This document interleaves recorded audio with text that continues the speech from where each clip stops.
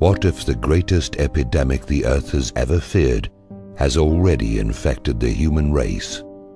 What if human beings have been deceived into believing that fear is love, that war is peace, and that slavery is freedom?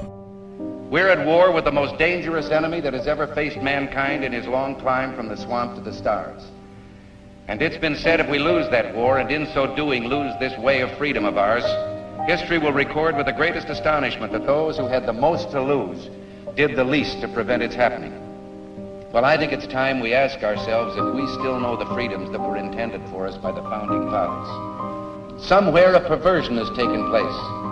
Our natural unalienable rights are now considered to be a dispensation of government, and freedom has never been so fragile, so close to slipping from our grasp as it is at this moment.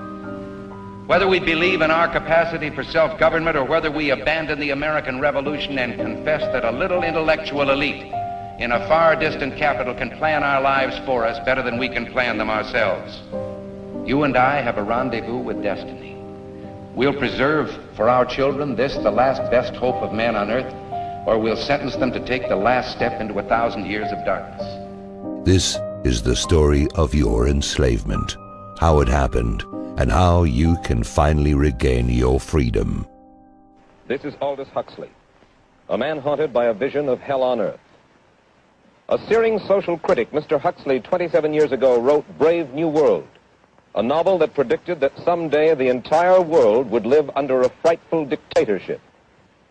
Today, Mr. Huxley says that his fictional world of horror is probably just around the corner for all of us. Mr. Huxley, in your new essays, you state that these various enemies of freedom are pushing us toward a real-life brave new world, and you say that it's awaiting us just around the corner. First of all, can you detail for us what life in this brave new world which you fear so much, or what life might be like? Well, to start with, I think this kind of the dictatorship of the future, I think will be very unlike the dictatorships which we've been familiar with in the immediate past. I mean, take another book prophesying the future, which was a very remarkable book, George Orwell's 1984. Well, this book was written at the height of the Stalinist regime and just after the Hitler regime. And there he foresaw a dictatorship using entirely the methods of terror, the methods of physical violence. Now, I think what is going to happen in the future is the dictators will find, as the old saying goes, that you can do everything with bayonets except sit on them. That if you want to preserve your power indefinitely, you have to get the consent of the ruled. And this they will do partly by drugs, as I foresaw in Brave New World, partly by these new techniques of propaganda. They will do it by bypassing the sort of rational side of man and appealing to his subconscious and his deeper emotions and his physiology even, and so making him actually love his slavery. I mean, I think this is the danger, that actually people may be in some ways happy under the new regime. If you want to preserve your power indefinitely, you have to get consent. You have to get consent. You have to get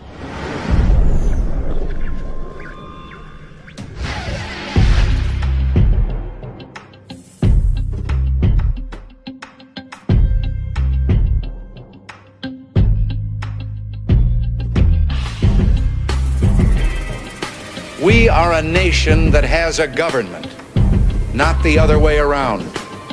And this makes us special among the nations of the earth. Our government has no power except that granted it by the people. It is time to check and reverse the growth of government, which shows signs of having grown beyond the consent of the governed.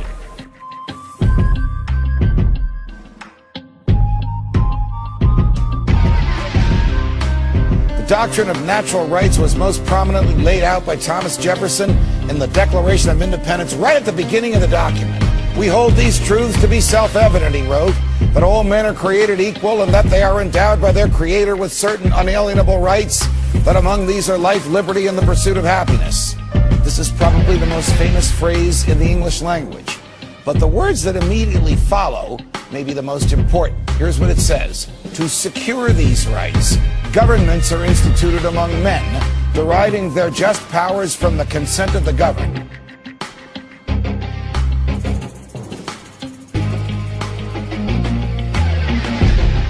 What does the word consent mean?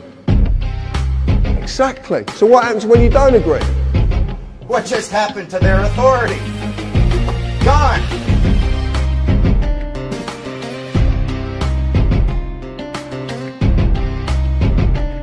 Government of the people and by the people sets a single standard for all who would hold power. You must maintain your power through consent, not coercion. Consent, consent, not coercion, not coercion, not coercion, not coercion.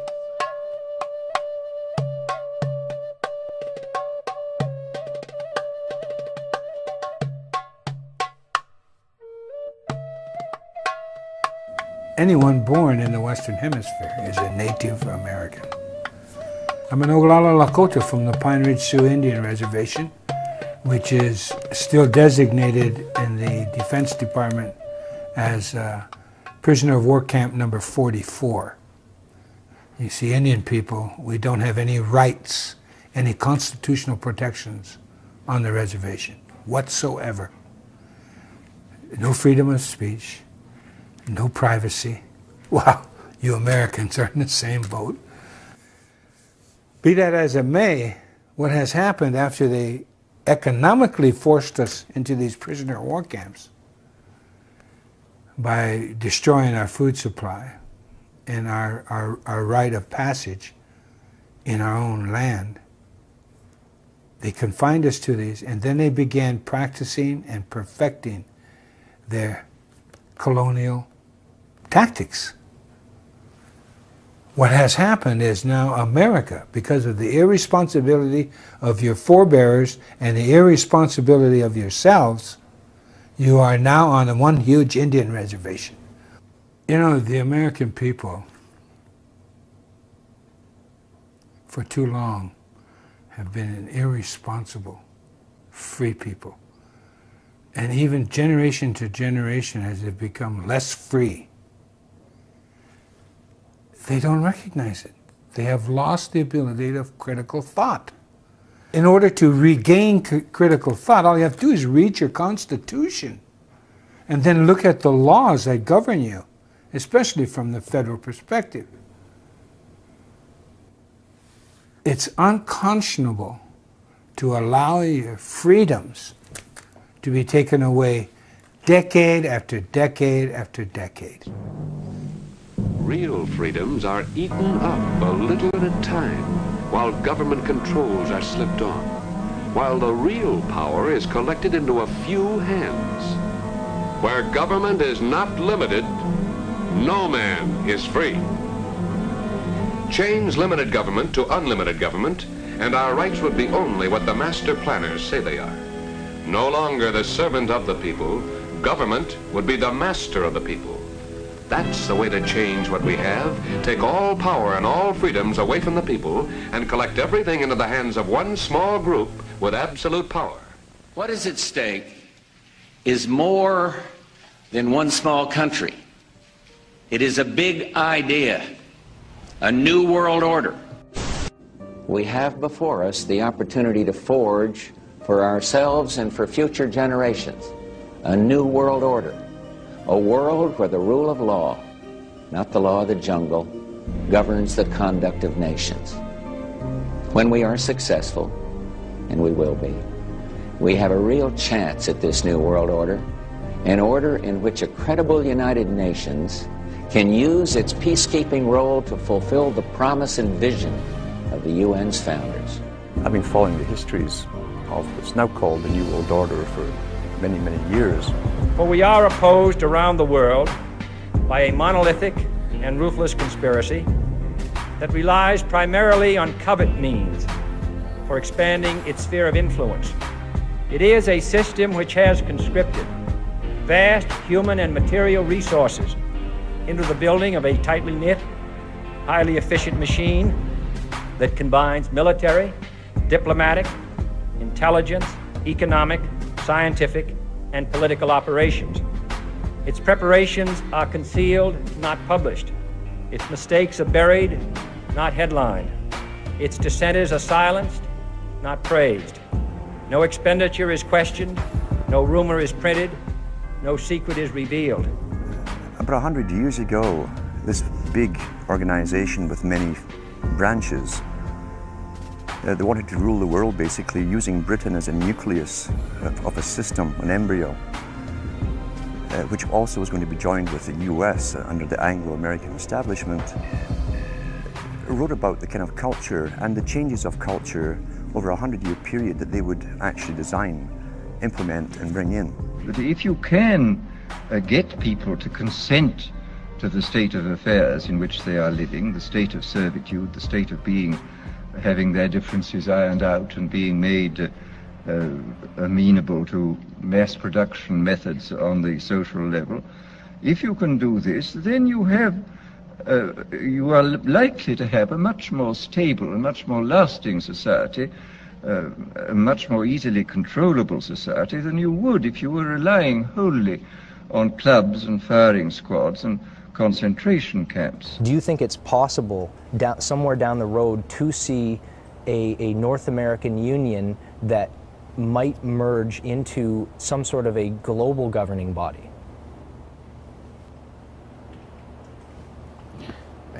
One world government? Yeah.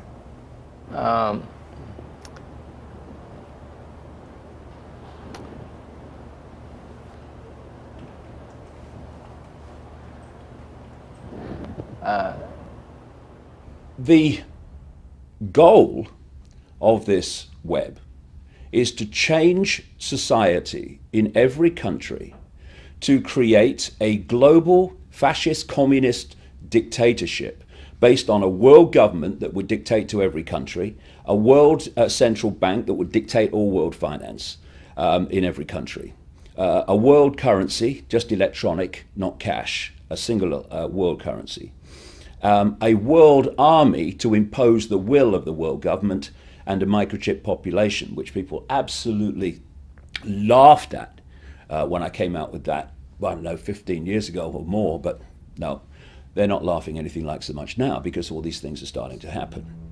In 1965, David Rockefeller gave a speech to the International Industrial Conference in San Francisco, where he said, "We have entered upon an era in which interdisciplinary cooperation on a worldwide basis must be the cornerstone of accomplishment. Each of us has the duty to fashion his own contribution to fit the grand design of a global community. For many of us, the marketplace of tomorrow will be no less than this whole planet of Earth. What we do will manifest itself in ways that we cannot foretell, and it will have an unforeseen impact upon individual lives and whole societies. What we are is God's gift to man. What we become is man's gift to God." These boys tend to publish the world that they saw coming into view, and they wrote it in their own hand, basically. They told us where they were taking the world. And when you start studying these things about the age of 14, 15, or even younger, and reading their books, and you live long enough, you will see that the world has turned out exactly as they planned. This can't be coincidence. And who can really write up a wish list and make it happen globally, unless there is an organization very, very powerful, probably the only organization really on the planet, an organization that can fund all sides, all oppositions, and using this synthesis of conflicting parties, they can literally make the world come into view as they planned. You are an old man who thinks in terms of nations and peoples. There are no nations. There are no peoples. There are no Russians. There are no Arabs. There are no third worlds. There is no West. There is only one holistic system of systems. One vast and immane, interwoven, interacting, multivariate, multinational dominion of dollars. It is the international system of currency which determines the totality of life on this planet. That is the natural order of things today. You get up on your little 21-inch screen and howl about America and democracy. There is no America. There is no democracy. We no longer live in a world of nations and ideologies, Mr. Beale. The world is a college of corporations, inexorably determined by the immutable bylaws of business. The world is a business, Mr. Beale. It has been since man crawled out of the slime. And our children will live, Mr. Beale, to see that perfect world in which there's no war or famine, oppression or brutality. One vast and ecumenical holding company for whom all men will work to serve a common profit, in which all men will hold a share of stock, all necessities provided, all anxieties tranquilized, all boredom amused. Manufacturing consent. What is that title meant to describe? Well, the title is actually borrowed from a book by Walter Lippmann, written back around 1921, in which he described what he called the manufacture of consent as a revolution in the practice of democracy. What it amounts to is a technique of control. And he said this was useful and necessary because the common interests, the general concerns of all people, elude the public. The public just isn't up to dealing with them, and they have to be the domain of what he called a specialized class. Notice that that's the opposite of the standard view about democracy. There's a version of this expressed by the highly respected moralist and theologian Reinhold Niebuhr, who was very influential on contemporary policymakers. His view was that rationality belongs to the cool observer, but because of the stupidity of the average man, he follows not reason but faith. And this naive faith requires necessary illusion. CNN projects that Barack Obama will be re-elected president of the United States. He will remain in the White House for another 4 years because we project he will carry the state of Ohio. By carrying Ohio, he wins re-election. What we have to look at is the president is the chief executive officer of this corporation called the United States of America. What did you just say? The president is the chief executive officer of this corporation called the United States of America.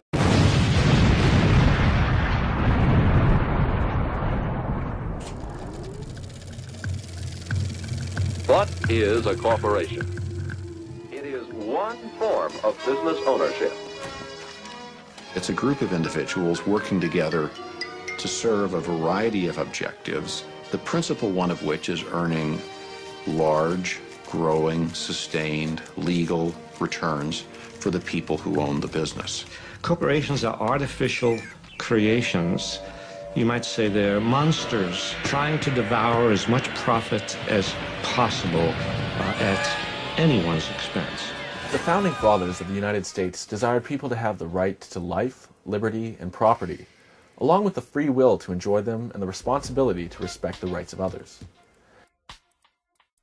After fighting their revolution for freedom from colonialism, the founders were intelligent enough to retain a healthy fear of the similar threats posed by corporate power and wisely limited corporations exclusively to a business role.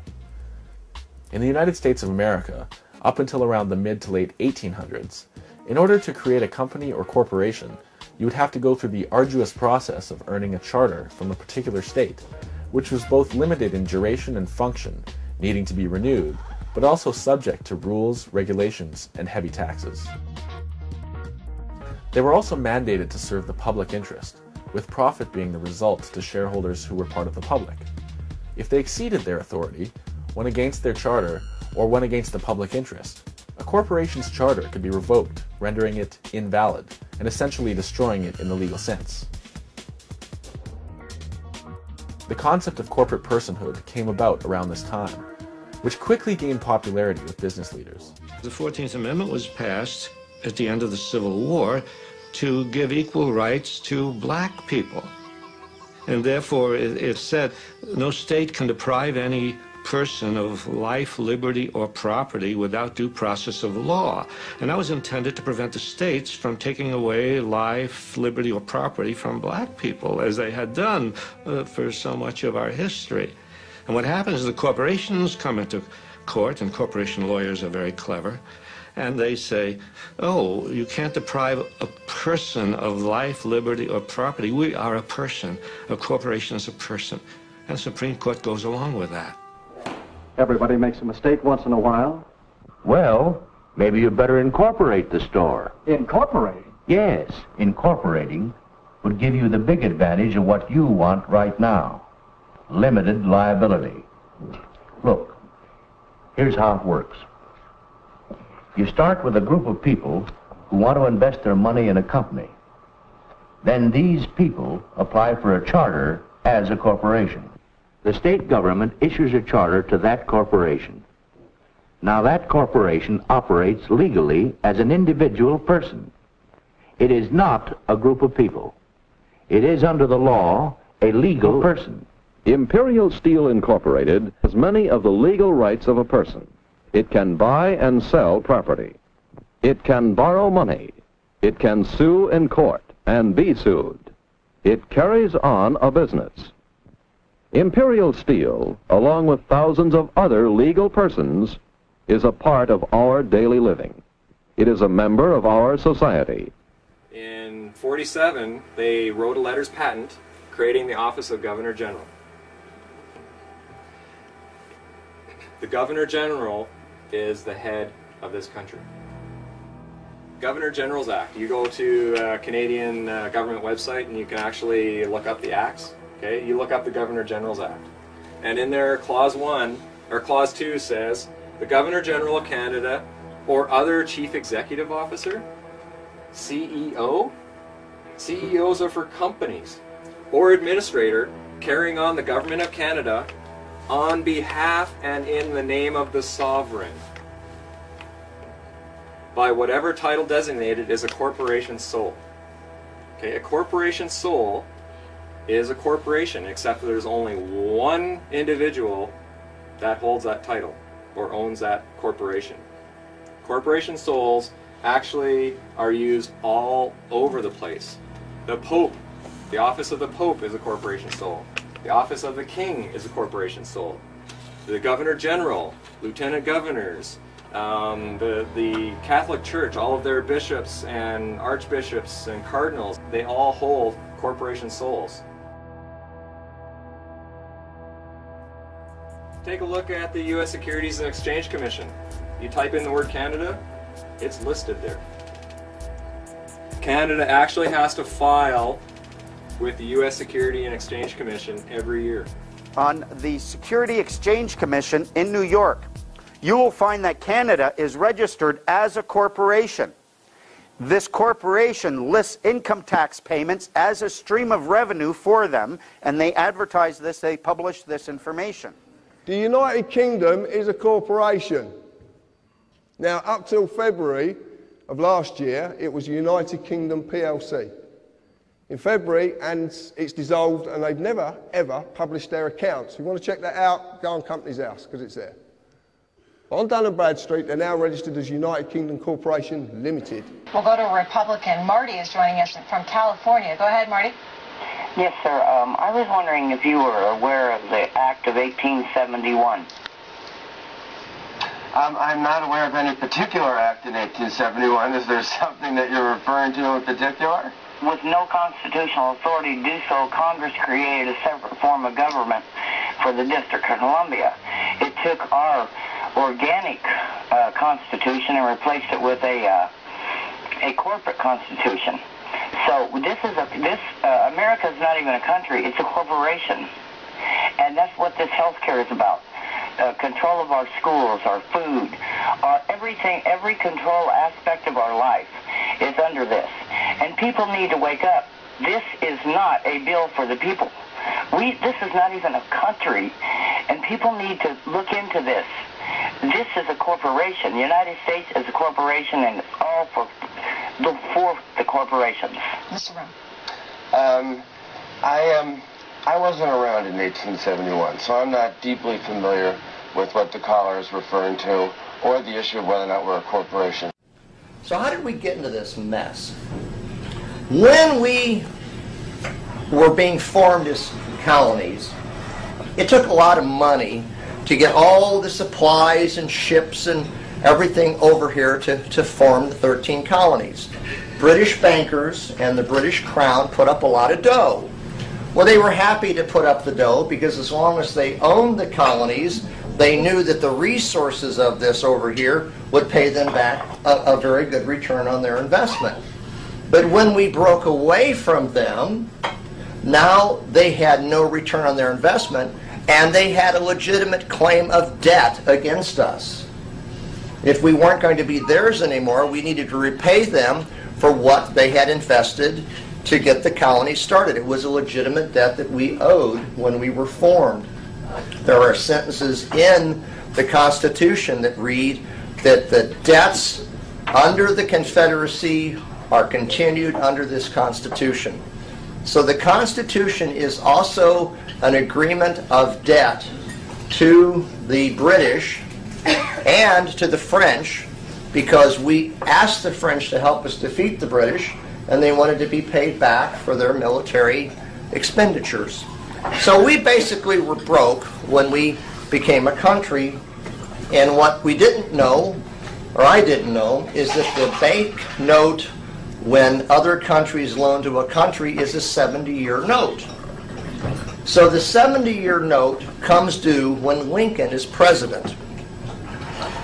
They don't have the money under Lincoln to pay off the note.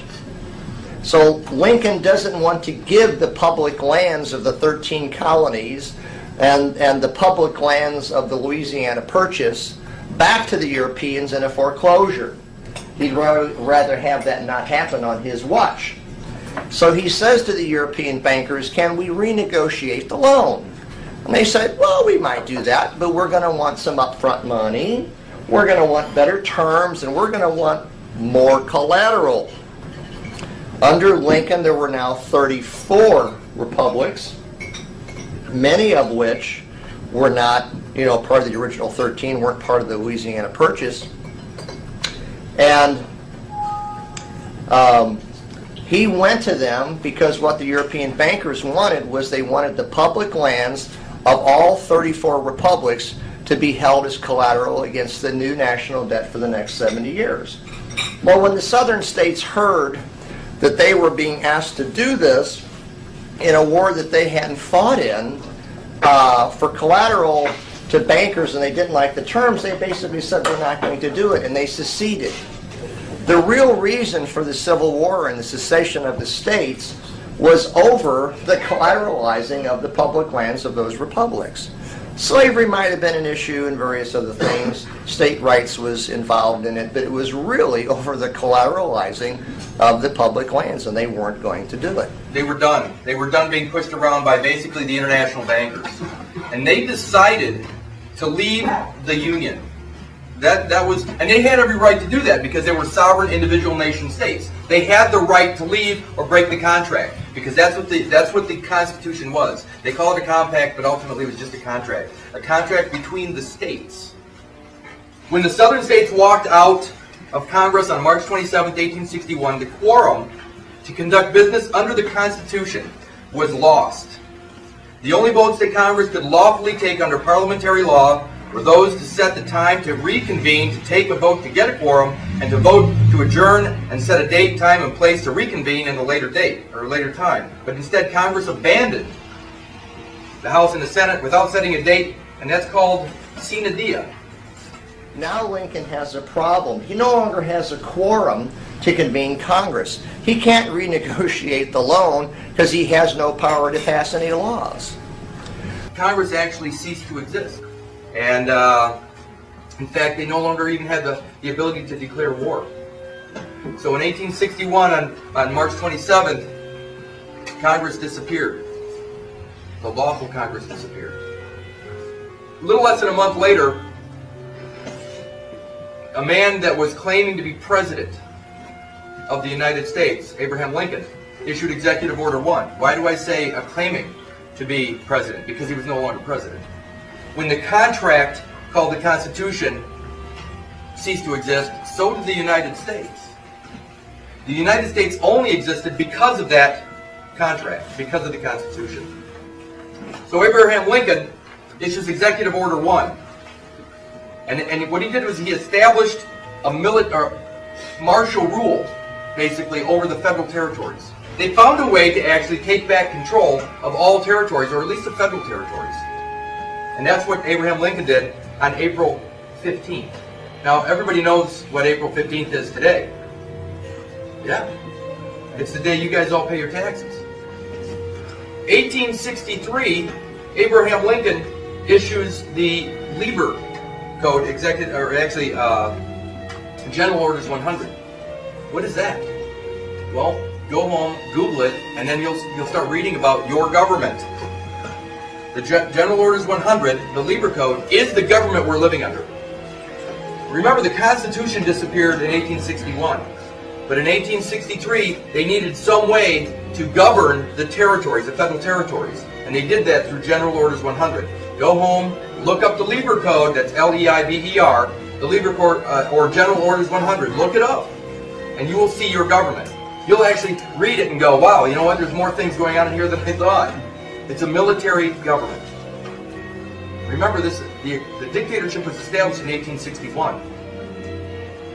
Because there was no true Congress, and there was no president. Also in 1863, the Supreme Court was abolished. Why would they need a Supreme Court when there was no Constitution? The Article 3 judiciary didn't exist anymore, so why should they pretend they need the Supreme Court? They reestablished a new Supreme Court in the District of Columbia that they controlled completely. But it's not the same Supreme Court. In 1865, the second 13th Amendment was created. Why? Because the first 13th Amendment was the amendment that didn't allow attorneys to hold office. You couldn't have a title of nobility with the original 13th Amendment. That was still part of the original organic Constitution. What did they replace it with? In 1865, the one that everybody talks about being so good. It was the freeing of the slaves. That's what they say.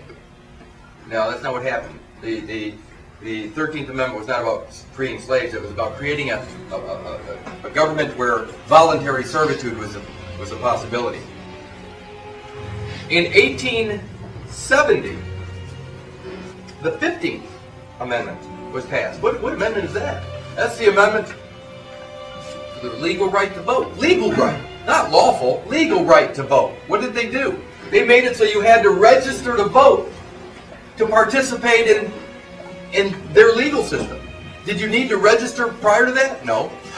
You actually had a right to participate. Now you had to register. In fact, what did they say? Voting is a privilege. It is. It's not a right.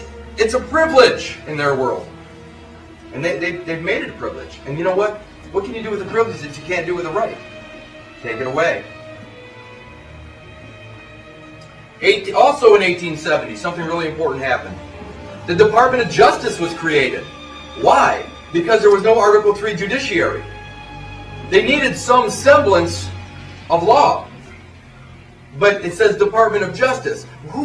Under what does the Department of Justice fall? The executive. The executive branch. It's a department under the executive branch. So who's in control of the legal system? The president. The dictator. This is pretty sad stuff. That was in 1870. And ultimately, who's the top law enforcement officer in their system? The Attorney General? The Attorney General, right? In the Department of Justice? Yeah. Okay. So it doesn't have anything to do with the Supreme Court or anything like that? No, it's the Attorney General. In 1871, then, a new private municipal corporation was created under the Organic Act. And this new private municipal corporation had a charter, a document of incorporation. And that was called the Constitution of the United States of America. It's a private corporate charter. This is not the Article 6 Constitution that says this Constitution, the one that was written in 1789. It was the Constitution that was assembled and put together in 1871. It's not this Constitution that they speak of in Article 6 of the Constitution, the original Constitution. It's a Constitution that resembles this Constitution. When they said this Constitution in Article 6, what are they saying? They're saying this moment in time, this Constitution. It's not a living document. It is very specific. The one they have now is living, because they can change it up and do whatever they want. And very soon they will. In the 1870s, that's when Congress started giving the banks the right to rule. They start stripping away your freedoms by developing the corporation. You know, a piece of paper. A piece of paper. And of course, you go on to 1913 and the beginning of the 20th century, that's when they officially gave away the power of our economy to the banks.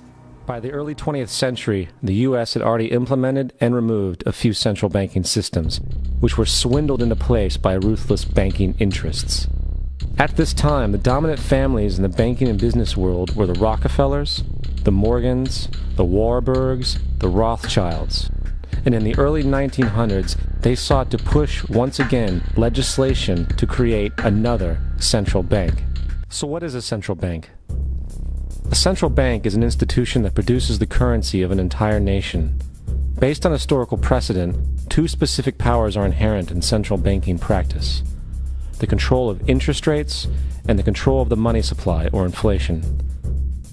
The central bank does not simply supply a government's economy with money, it loans it to them at interest. Then, through the use of increasing and decreasing the supply of money, the central bank regulates the value of the currency being issued. It is critical to understand that the entire structure of this system can only produce one thing in the long run: debt. It doesn't take a lot of ingenuity to figure this scam out. For every single dollar produced by the central bank is loaned at interest. That means every single dollar produced is actually the dollar plus a certain percent of debt based on that dollar.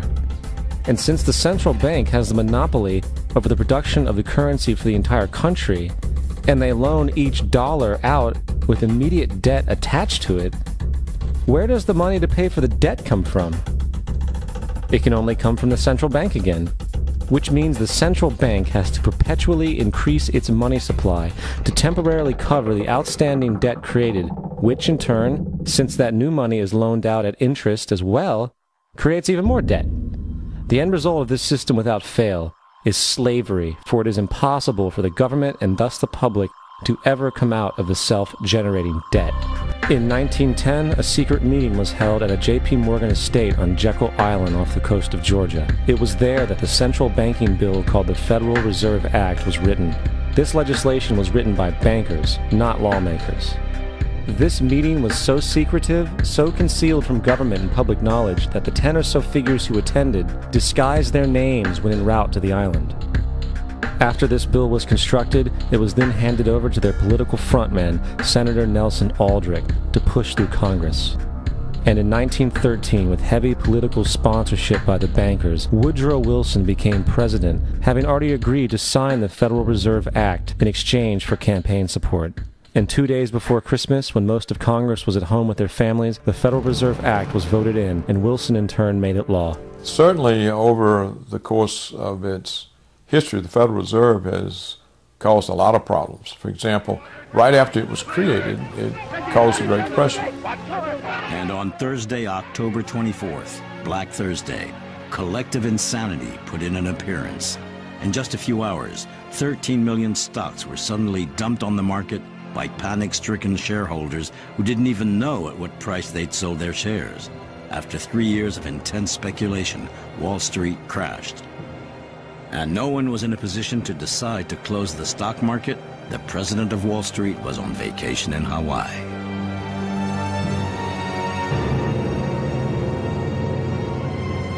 The speculative bubble burst, causing financial panic.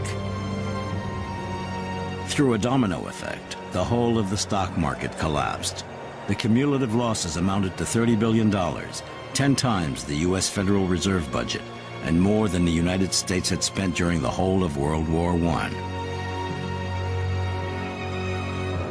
In 6 days, average prices went down 50% and kept falling. And what was even more unusual, the stock market crash carried on. In those days, there was no FDIC, no guaranteed deposits. So when a bank failed, the money supply shrank by the amount of the deposits in the bank. So there were a lot of bank failures, so the money supply was shrinking. And the Federal Reserve did take expansionary actions. They just never took them enough to offset the shrinkage. Well, if the supply of money shrinks, you can't maintain the same level of purchases. The tremendous crowds which you see gathered outside the stock exchange are due to the greatest crash in the history of the New York Stock Exchange. The shock wave of the stock exchange collapse had not subsided before the effects of the terrible, irreversible spiral of recession began to be felt. American industrial production dropped by half. Thousands of families had to rely on the soup kitchen for food.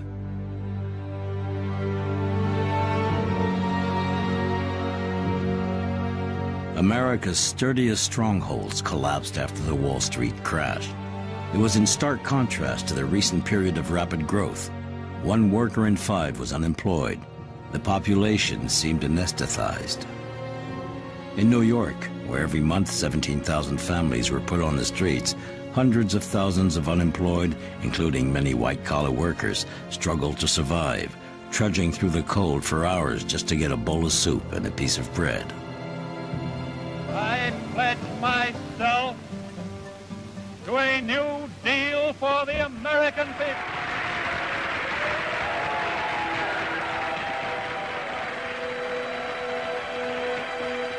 In this dramatic context, the elections in November 1932 had symbolic significance.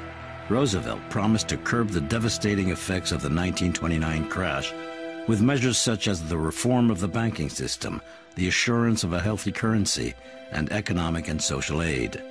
But what convinced the voters was, to his despair, his rather hasty promise to repeal the amendment which prohibited the consumption of alcohol, in other words, the end of the prohibition. Franklin D. Roosevelt won with 23 million votes, compared to Hoover, who only obtained 16 million. This landslide victory put the Democrats in power for the next 20 years. Franklin D. Roosevelt, President of the United States. I am prepared, under my constitutional duty, to recommend the measures that a stricken nation in the midst of a stricken world may require. These measures, or such other measures as the Congress may build out of its experience and wisdom, I shall seek within my constitutional authority to bring to speedy adoption. But in the event that the Congress shall fail to take one of these 2 courses, in the event that the national emergency is still critical, I shall not evade the clear course of duty that will then confront me.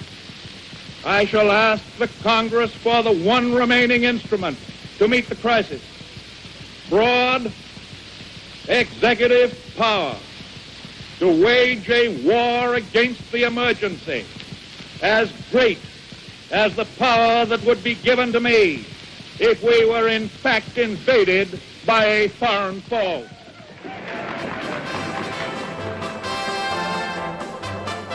Preceded by a big show, Roosevelt launched his program to fight the effects of the Great Depression and to give a new boost to the American economy, which had been ravaged since the 1929 stock market crash. $5 billion were allocated to fight unemployment. Over 3 million Americans were hired, rising to 8 million 2 years later. Roosevelt had 15 key laws passed. He established a system of social welfare, pensions, unemployment benefit. He outlawed child labor, discrimination against hiring blacks and women, and he introduced a minimum wage. A few timid people who fear progress will try to give you new and strange names for what we are doing. Sometimes they will call it fascism, and sometimes communism, and sometimes regimentation, and sometimes socialism. But in so doing, they are trying to make very complex and theoretical something that is really very simple. Hitler has often protested that his plans for conquest do not extend across the Atlantic Ocean, but his submarines and raiders prove otherwise. And so was the entire design of his new world order. For example, I have in my possession a secret map made in Germany by Hitler's government, by the planners of the new world order. It always comes as a shock when people realize that some of the greatest mass murderers of history and greatest tyrants of history were actually supported and funded by very wealthy financiers and forces in the United States and in Great Britain. They sometimes go very closely hand in hand. Everybody knows about the rise of Hitler, but they don't realize that the Nazi Party was funded by many of the banking dynasties that still exist in the United States. They funded him, the large corporations. They went into partnership with some of the German corporations. They called it IG Farben. It was a cartel. And they put up tremendous amounts of money as investment into the Nazi war machine. Hitler had a dream that his big business should dominate the world. He called his dream the New Order. Foreign big business was weakened during the war, and today American big business is the strongest. And they have a dream to dominate the world. With the rise and fall of the Third Reich, Europe lay in ruins.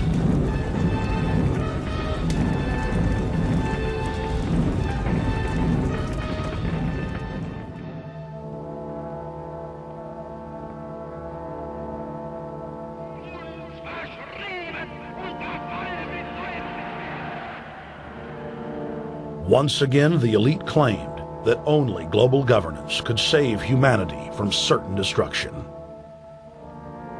And this time, the elite would succeed in setting up their world body.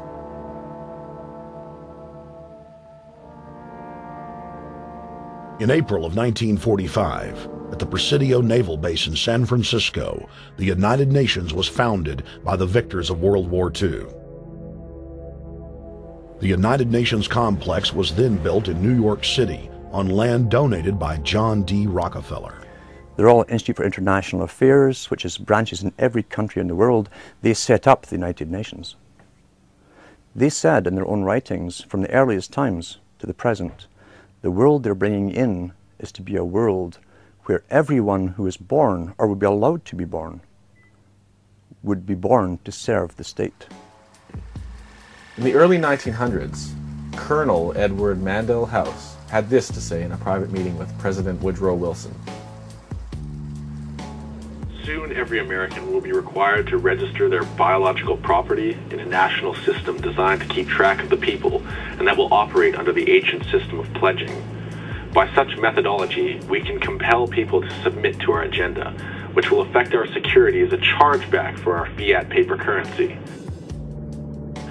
Every American will be forced to register or suffer being unable to work and earn a living. They will be our chattel, and we will hold their security interest over them forever by operation of the law merchant under the scheme of secured transactions. Americans, by unknowingly or unwittingly delivering the bill of ladings to us, will be rendered bankrupt and insolvent. forever to remain economic slaves through taxation, secured by their own pledges. They will be stripped of their rights and given a commercial value designed to make us a profit, and they will be none the wiser. For not one man in a million could ever figure out our plans, and if by accident one or two should figure it out, we have in our arsenal plausible deniability. After all, this is the only logical way to fund government, by floating liens and debt to the registrants in the form of benefits and privileges.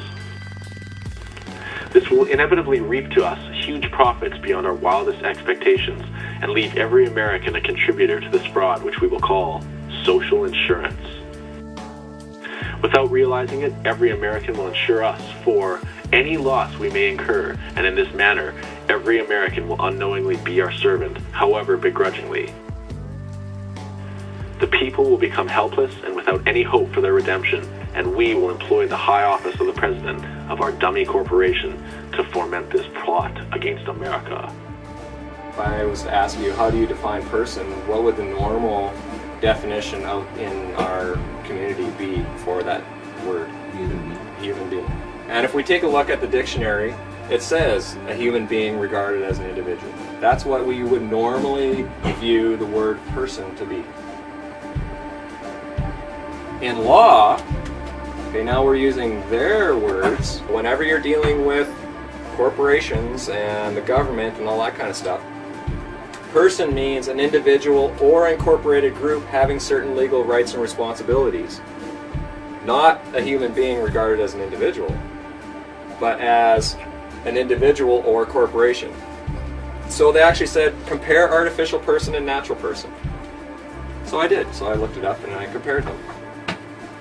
Artificial person, a legal entity, not a human being.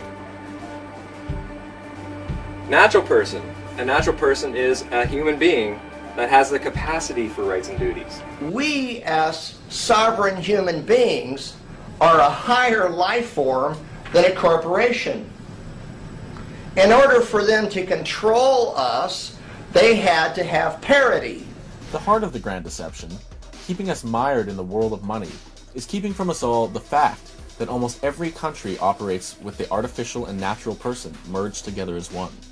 That means humans are being given the rights of corporations, i.e. no human rights, and artificial corporate persons are being given the rights and privileges of natural persons, more and more so. And the ones aware of this are profiting from it in a multitude of ways. What I uncovered was that when a person is registered from birth, it's at that point in time that they are actually being created, or that a legal person is being created and associated with them. And it's kind of like, it's at that point where you join a club, and when you join this club, you're given, say, a membership card. The card itself would be your person, as opposed to the human being who is the member of the club. On the screen there's a little baby. That's Elizabeth Annie Lane. She's a little baby, came into my life about 4.5 years ago. 2 days after the birth of Elizabeth, ministry workers came in, removed her. No investigation, no assessment. Claimed she only had one caregiver. We said, you're wrong, we're a family, we're going to meet you in court. They told us if we tried doing that, they'd see to it. She spent the first 5 years of her life going from foster home to foster home to foster home. Shut me up in court, cost me my baby. Folks, anyone who knows me, shutting me up even for a moment is a bit of a trick. They cost me my baby. I sat down with their Act Black's Law Dictionary on one side, Bouvier's on the other. I had an Old English dictionary. I looked up every single word in there. It took me 3 days. Nothing but toast and tea and a couple of tokes. Took me 3 days and I finally saw it. Have you ever seen these laser pictures? You see nothing until you focus past it, and then a 3D picture pops into your head. Have you seen those? This is exactly what I saw when I did my statute deconstruction. I looked through and I suddenly saw what they were doing. This is their little trick. You are not obliged to register your children. If you do, it is at that point that you're creating a legal entity or a person. You are associating this person with your offspring. You are abandoning ownership or title to that person, and the government is seizing that. Under the laws of maritime salvage, it becomes their chattel property. They use it as collateral to float loans or to float bonds for loans. You are a man or a woman, you have a person. My name is John Harris, or John, or my wife calls me lots of other names, but there you go. I shan't discuss them. I exist naturally. Okay? I'm here. I'm real.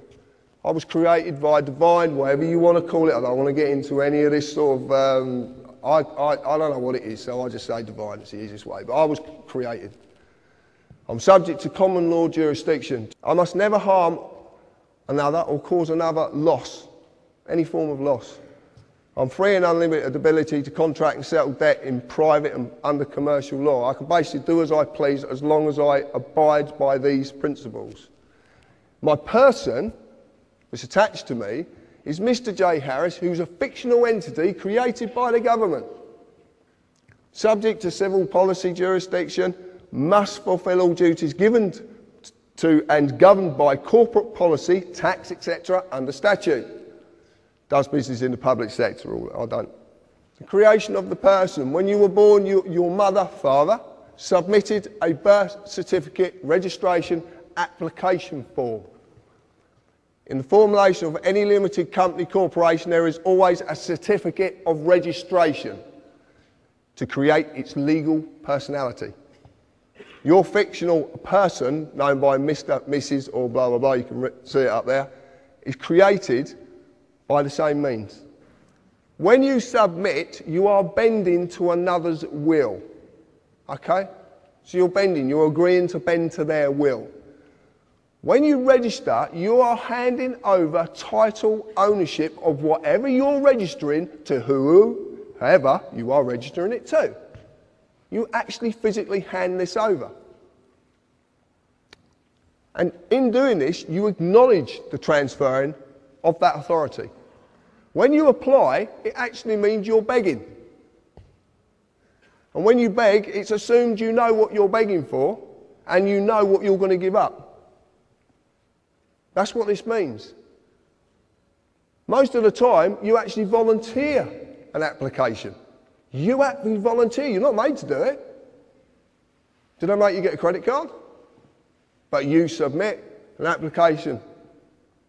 Everything in this, the whole world is created, it runs on submitting applications for this, submitting applications for that. You get a certified copy, you do not get the original, because that goes somewhere else. This up here, when you actually look at this, you look at this, and you get your own. When you get home, or you get your kids, whatever, get this document and look at it, because it's phenomenal what they've done. The name of the person's being created in capitalised surname. See the surnames in capitals, okay? It's a fiction. This is being created. That fiction is going to be created there. But what they need is, they need another fiction to do it. They have to have a fiction there to do this, who is the informant. You actually inform on your own children. Do you know that? You inform on them. It's brilliant, isn't it? Eh? And your qualification is, you're one of their parents. Mad, mad. And it's capitalised, it's all capitalised. And it is absolutely true. Look at your birth certificate, informant, the qualification needed, and it will say needed, and you inform because you are the father or the mother. What you don't know is that at the bottom, there is a declaration. Now, a declaration is in common law.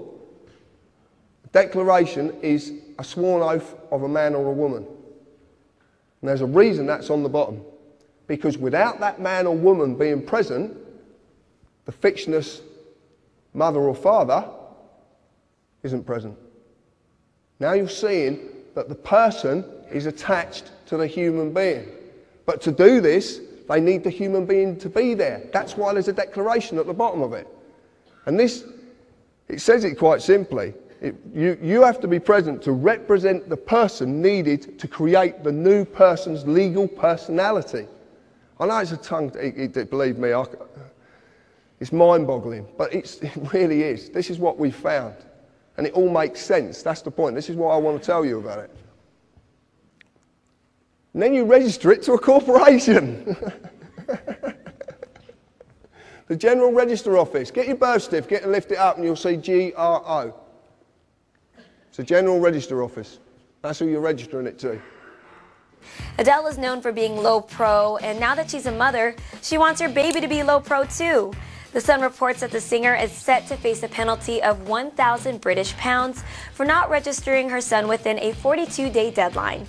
A source told the newspaper, quote, "Most parents register their baby within a couple of weeks because it's the nice thing to do. There's loads of reasons why parents are late and millions of couples don't bother for ages."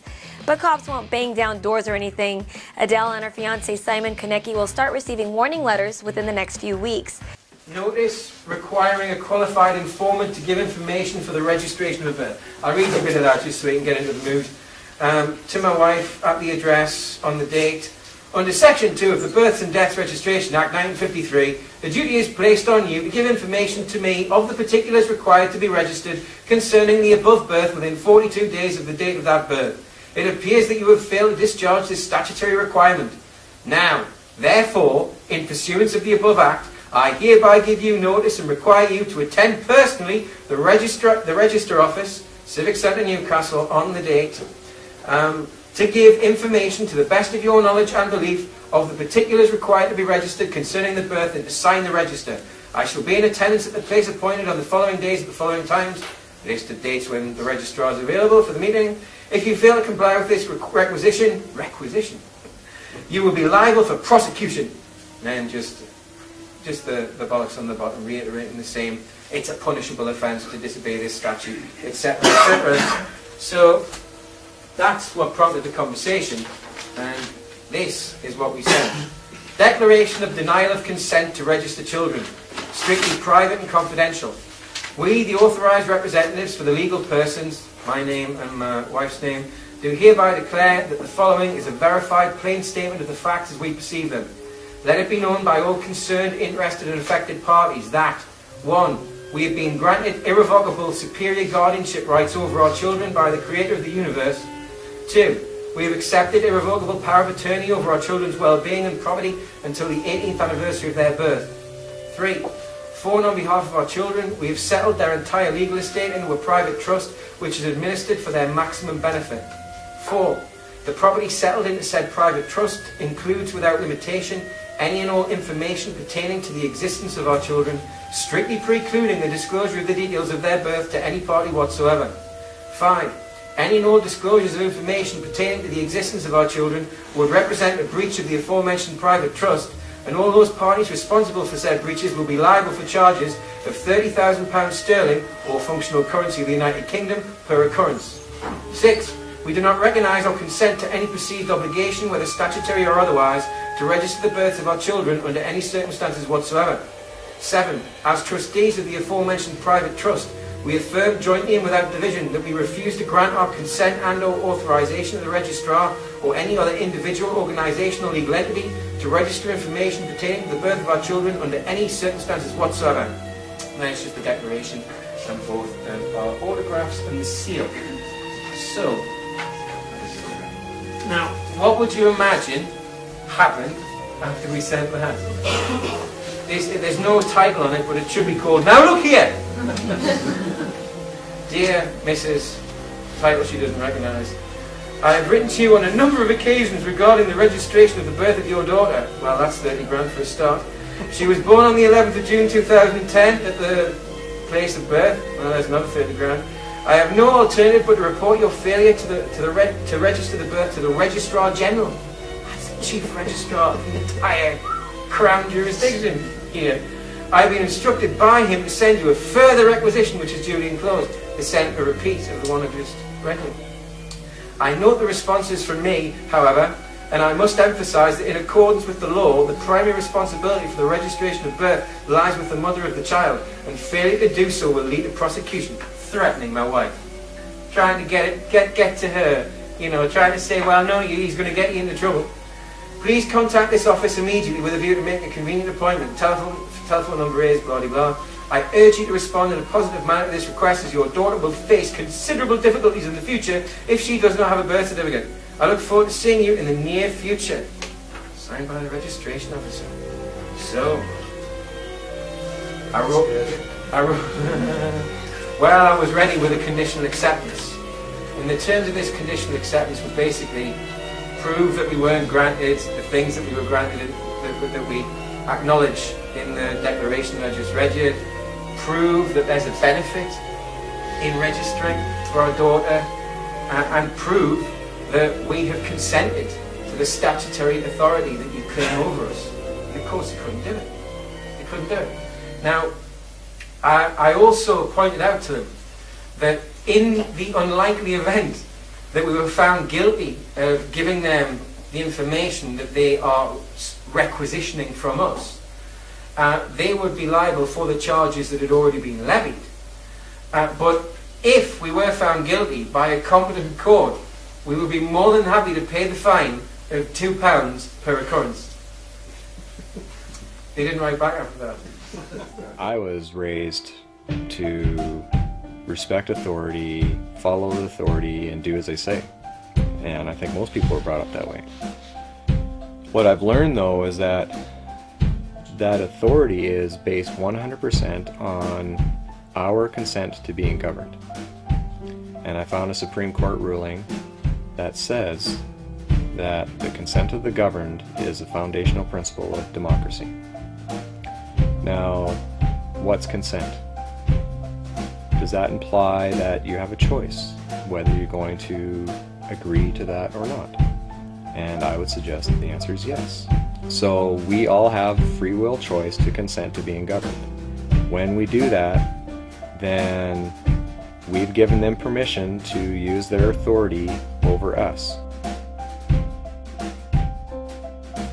So when we used our free will to apply for or register for something, we gave them permission to create a corporation to interact between the man and the system.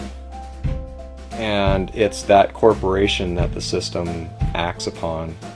But because we don't know who we are, we assume or we think that that is us. So when you take a look at your credit card or take a look at your driver's license or your birth certificate or any of that kind of stuff, a lot of people, and including myself, thought that that was actually me. And that's not true. So when the courts are acting upon it, all they can really act upon is the corporation. And the only reason they can act upon the man is because we agree to be the representative of that corporation and bind ourselves to the terms and conditions of that agreement. But we can say no at any time. This is what they don't want you to know. You can actually just say no to them. Somewhere along the lines, we lost it. When we were kids, when you were a 5-year-old, a 7-year-old child, you had what it takes to say, no, you are not the boss of me. You're not the boss of me. Yes, I am. No, you're not. Yes, you are. But somewhere in high school, we've lost it so that now we're just, oh, everyone's the boss of me. The court, the government, every police officer. What happened so that we lost the ability to say, you're not the boss of me? I think they did it when they got everyone to become a government employee. And then that's this way, where normally they would be our servants and we would be in charge of them, they tricked us all into getting social insurance numbers. These numbers identify us as a government employee. We're receiving benefits, as they call them, and therefore we are bound by the rules that bind all government employees. And so they've tricked us. We're a nation of people employed by the government, bound by the rules that the government makes, but only because we are employed by them. You are all sinners. You have a social insurance number. Do you know what that means? You sin. You're collateral to them. Close. It was a rhetorical question.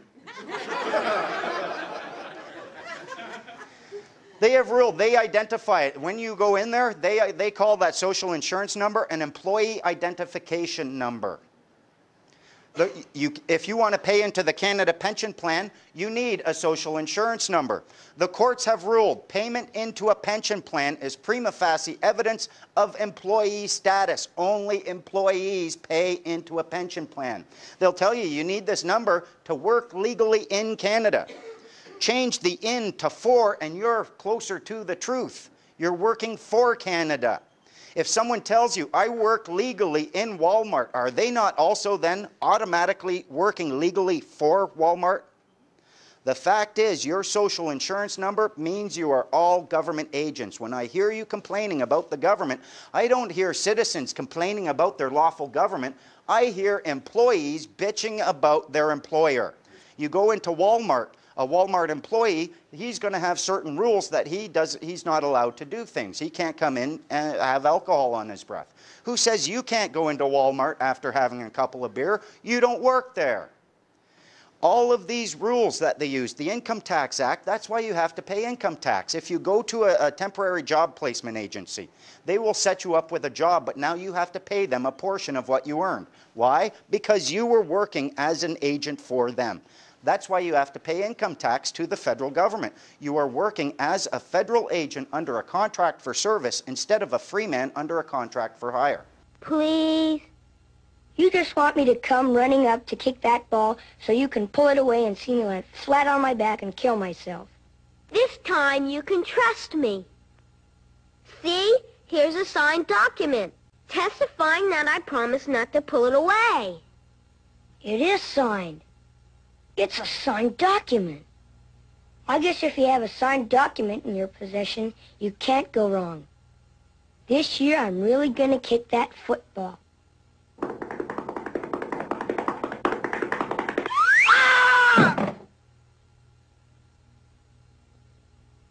Peculiar thing about this document, it was never notarized. I've become tax exempt. I entered a process with HMRC where I proved beyond doubt administratively in a process without court, even though they were threatening me with court, if I didn't fill in 7 years worth of tax returns and pay their late filing penalties, they were going to take me to court and ask for a charging order against whatever property I have to repay this alleged debt. Much along the same lines as why we made the declaration with regard to our daughter, I decided that I wasn't going to pay a penny in tax or late filing penalties, and I wasn't going to give any tax returns when I returned to the UK under any circumstances, and I was going to see how long it took for them to find me. Well, they found me and they sent me demands for a couple of years, which I initially ignored, and then I wrote to them explaining that I didn't believe that I had a liability, that they couldn't prove that I had one, and I made a declaration, it was called Declaration of Cancellation of Tax Registration. And in this declaration, and all of this is on Free the Planet, I declared that there was no evidence that proved beyond reasonable doubt that I could be deemed a taxpayer. I sent them an opportunity to cure their dishonour of the conditional acceptance that I already told you about, because they failed to provide the evidence that I was a taxpayer. And then they sent this one. Further to my colleague, Mrs. Langdon's letter to you of the 18th of March, I write now in response to your letter of the 9th of March. Initially, I would advise you that both the presumption and time deadline stated in the penultimate paragraph of your letter are not accepted, as I will explain. I am sure that you are as keen as I am to bring this matter to a swift conclusion. With this in mind, I will answer the points in your letter which are relevant to the matter in hand. This is the head of the Debt Management Office, by the way. You have been sent self-assessment tax returns for the years shown at the head of this letter because you are registered with HM Revenue and Customs, not anymore, as a self-employed person.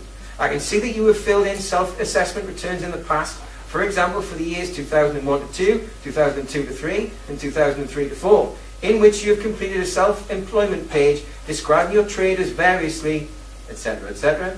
There is no indication on any of these returns that you have ceased self-employment, and this is why you correctly continue to be issued with returns. Because you have not completed or filed these returns, you have been charged penalties upon which interest continues to accrue. Furthermore, when a taxpayer fails to meet his obligation to file a return, HMRC has the power to raise a revenue determination to estimate the liability due and unpaid. This determination is recoverable in law and can only be superseded by filing the return. There is no right of appeal against a revenue determination. And there's the list of these. The legislative basis upon which these actions are based can be found at the following points in the Tax Management Act 1970, Section 28C, Section 93.2, Section 93.4. There is no requirement in legislation for HMRC to provide the material evidence requested in your letter, and this vitiates the presumption in the penultimate paragraph of your letter. If this is still unclear, you may wish to seek advice from a qualified legal professional. You should now complete these returns, yada yada yada. Okay, so I just sent them a reminder. And I then received something a little bit unexpected. After the reminder that they just sidestepped all of the issues, and that they couldn't prove that I was a taxpayer, and that they couldn't prove that I'd had a benefit from anything I'd paid, and that they couldn't prove that anything I'd paid hadn't been spent on the illegal wars, I got sent from a different office the tax return for that year. So I sent it back. Refused for cause. That means at a 45-degree angle, in red, I printed on, because I got a template made on my computer, block capitals, red ink, refused for cause, without dishonour, without recourse, without prejudice, on the front, and I sent it straight back to them.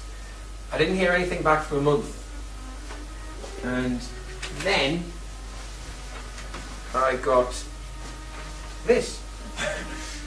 This is from a different office again. We have looked at your last tax return and do not propose to send you any more returns in the future. However, if there have been any changes in your financial circumstances since the information given in that return, they mean my declaration, or they change in the future, you must let us know straight away. That's pretty much it. The rest is just blabber. Nothing. Meaningless.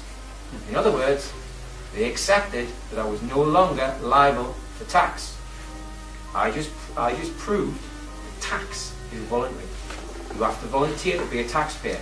They presume that you are until you rebut it, or it's well and truly rebutted. Because that didn't come on its own. That came with another letter from a different office. Because you see, in the declaration I denied, when I cancelled the tax registration account, in the letter I denied HMRC the right to create any more negotiable instruments in my name. And in the end, they backed down completely and they said they were no longer going to come after me for tax returns. They cancelled my account upon my instructions and they refunded me the balance of my tax account, which I didn't even know existed.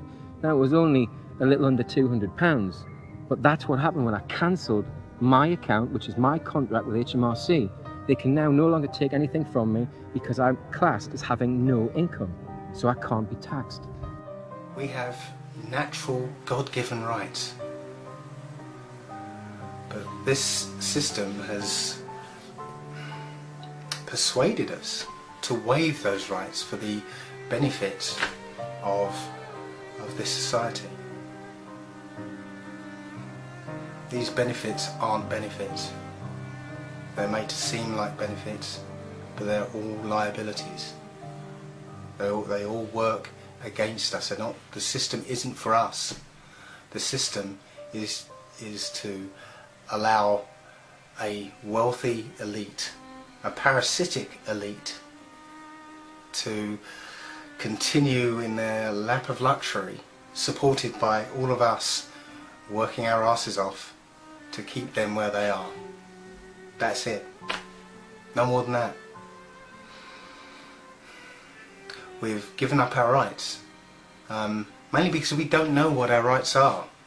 And this is where the freemen come in, because we're trying to make sure that those rights don't disappear. The policeman on the corner is a good symbol for law. Like the policeman, law directs us in doing the right things to live together in harmony. And law forbids us from doing the wrong things that tend to destroy that social harmony. But law is more than the policeman on the corner, more than the courthouse where our laws are enforced, more than the jail where lawbreakers are punished. Law is one of three forms of social control which regulate our daily lives. Custom, what we usually do. Moral code, what we should do. And law, what we must do. Now, just how do these social controls affect us? Law is a whole body of rules for our conduct made by representatives of the people and enforced by established means. We all know that there are many don'ts in the laws we make.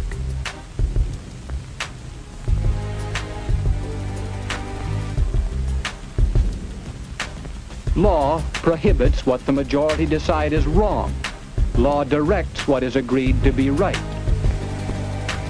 The town or city in which you live has laws which control you. There are state laws passed and enforced by state governments. And the federal government in your name makes laws which affect you. And we are hopefully working toward a still higher level of law, the law of nations united for world peace. You are guided by all these laws and controls. What is the law? What laws apply to every single man on this earth? Because they often say no man is above the law. Okay, so which law are they talking about then? In this little game that they've got us playing, there is a hierarchy to law. If you look on the right-hand side, natural law is the epitome. That's the top. Natural law is essentially your rights and duties to those whom you love. Imagine for a moment you're in a forest. You live there with your family, no one else is anywhere around. Your rights and duties to your family essentially boils down to the natural law. It's all about love. The natural law, what law is all about, it's all about fundamentally love. Below that you will have commercial law. Let's suppose in this forest there's now not just you with your family, there's another family, you live 100 miles away. Once a month you want to trade some of your berries for his fish. The commercial law now will deal with your transactions. And these commercial law has to do with trust. You need to be able to trust the people you're engaging in commercial actions with. Below that you have a common law. The common law, imagine for a moment in this forest where before you only had 2 people, now you got hundreds and thousands of families living here. You need a certain system, a certain structure that's going to allow all of these people the protection that commercial law will afford them. It boils down to compassion, and it boils down to the Magna Carta, which essentially said that the government within this structure are bound by their own rules. Everybody's familiar with Robin Hood. King John, you know, the tyrant, was actually real. The problem with King John is that he did not know how to fight a war, and he had no land to his name. So he ran to the Pope in 1213 and asked Pope Innocent III for some help. And what he did is he actually turned over the whole Kingdom of England to the Pope in return for support from the Pope so that he could fight his wars. So that little document essentially turned King John into the Pope's vassal, which means that he promised to be loyal to the Pope, and the Pope then owned everything in England. A couple years later, his barons cornered him and stuck a knife to him and said, you know what, we're not happy with the way you're treating us, we want you to sign this Magna Carta. But if I sign this, I shall be no king. You have given me 24 overlords. These 24 will see that you carry out the terms of the Magna Carta. You have no choice, King John, but to sign. So the Magna Carta was the basis of English law. That's right, Jet. And the basis of American law as well. The English Magna Carta became the model for the American Bill of Rights. This is the founding document for our human rights within our country, within Great Britain, within the United States, Australia, New Zealand, South Africa, any crown colony, their legal systems are based on this document. All of this side of the hierarchy of law, this all deals with your body as a human being. It has to do with your rights and your responsibilities and your duties as a human being in a common law jurisdiction. On the other side, you have statutes, you have regulations, bylaws, and orders. They don't act on your body at all. They only act upon your person. They only act in equity. And here's the thing. People who exist in equity and act in equity cannot exit equity. Grab something that's existing only in law, drag it into it, and then try affecting it.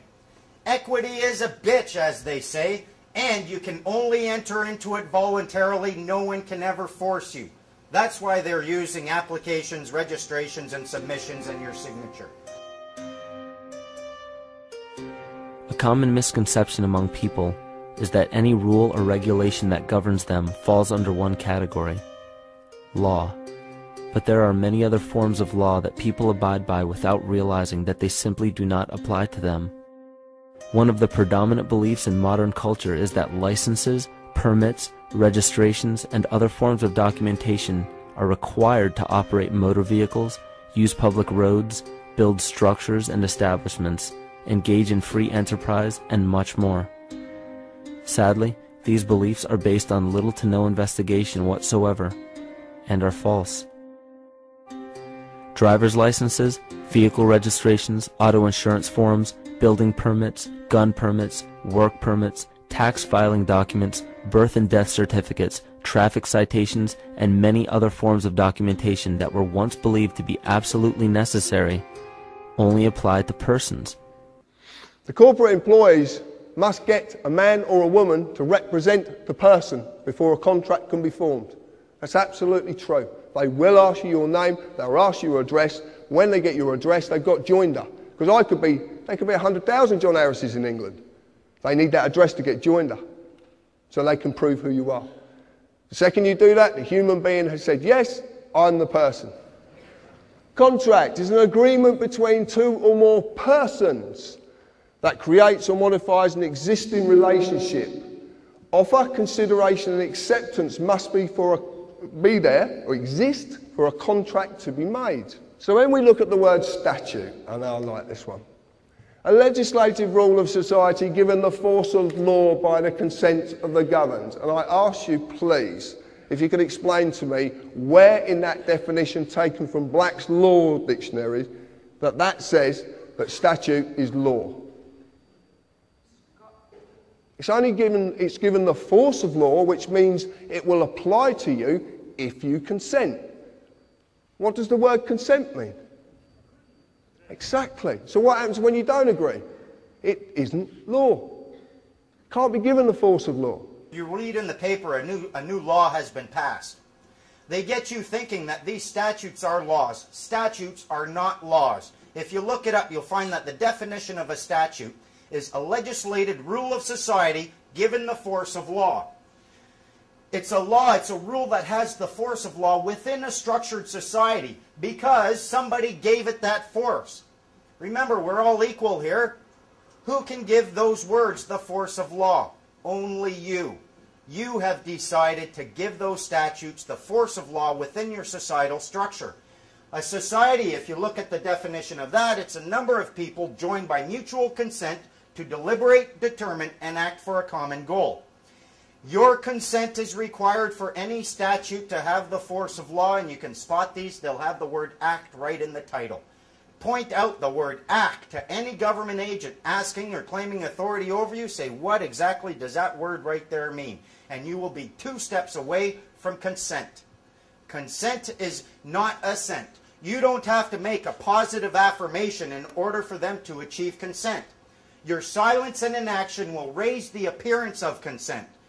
Consent can be achieved when you do nothing. A policeman, a human being, his duty under common law of this land is to serve and protect every individual in this land. You've heard Albert say this today. That is his duty. That is what he does his job for, to serve and protect and never, ever delay right or justice to any individual in this land. That's their job.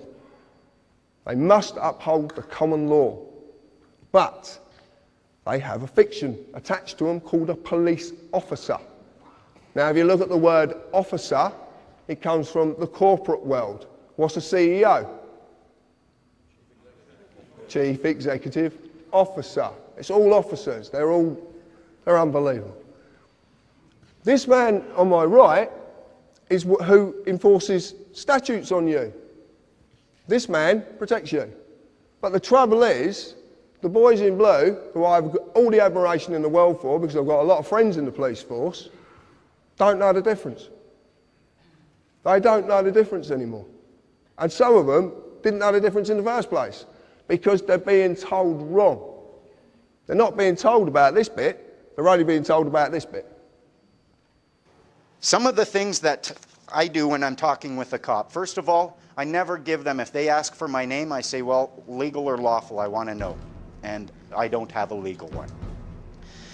You ask them, under what authority are you acting? If they try saying, I'm a cop, so what?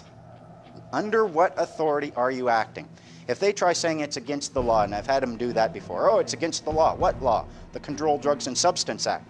That's an act and a statute, not a law. Are you aware gross negligence is equal to fraud? They hate that. These people have a duty to understand and to distinguish between statute and law. They've been dealing with us for so long with people who are essentially ignorant that we don't even distinguish between statute and law, so they assume that you are going to be there. They'll say, oh, you broke the statute, you broke a law, I want to give you a ticket.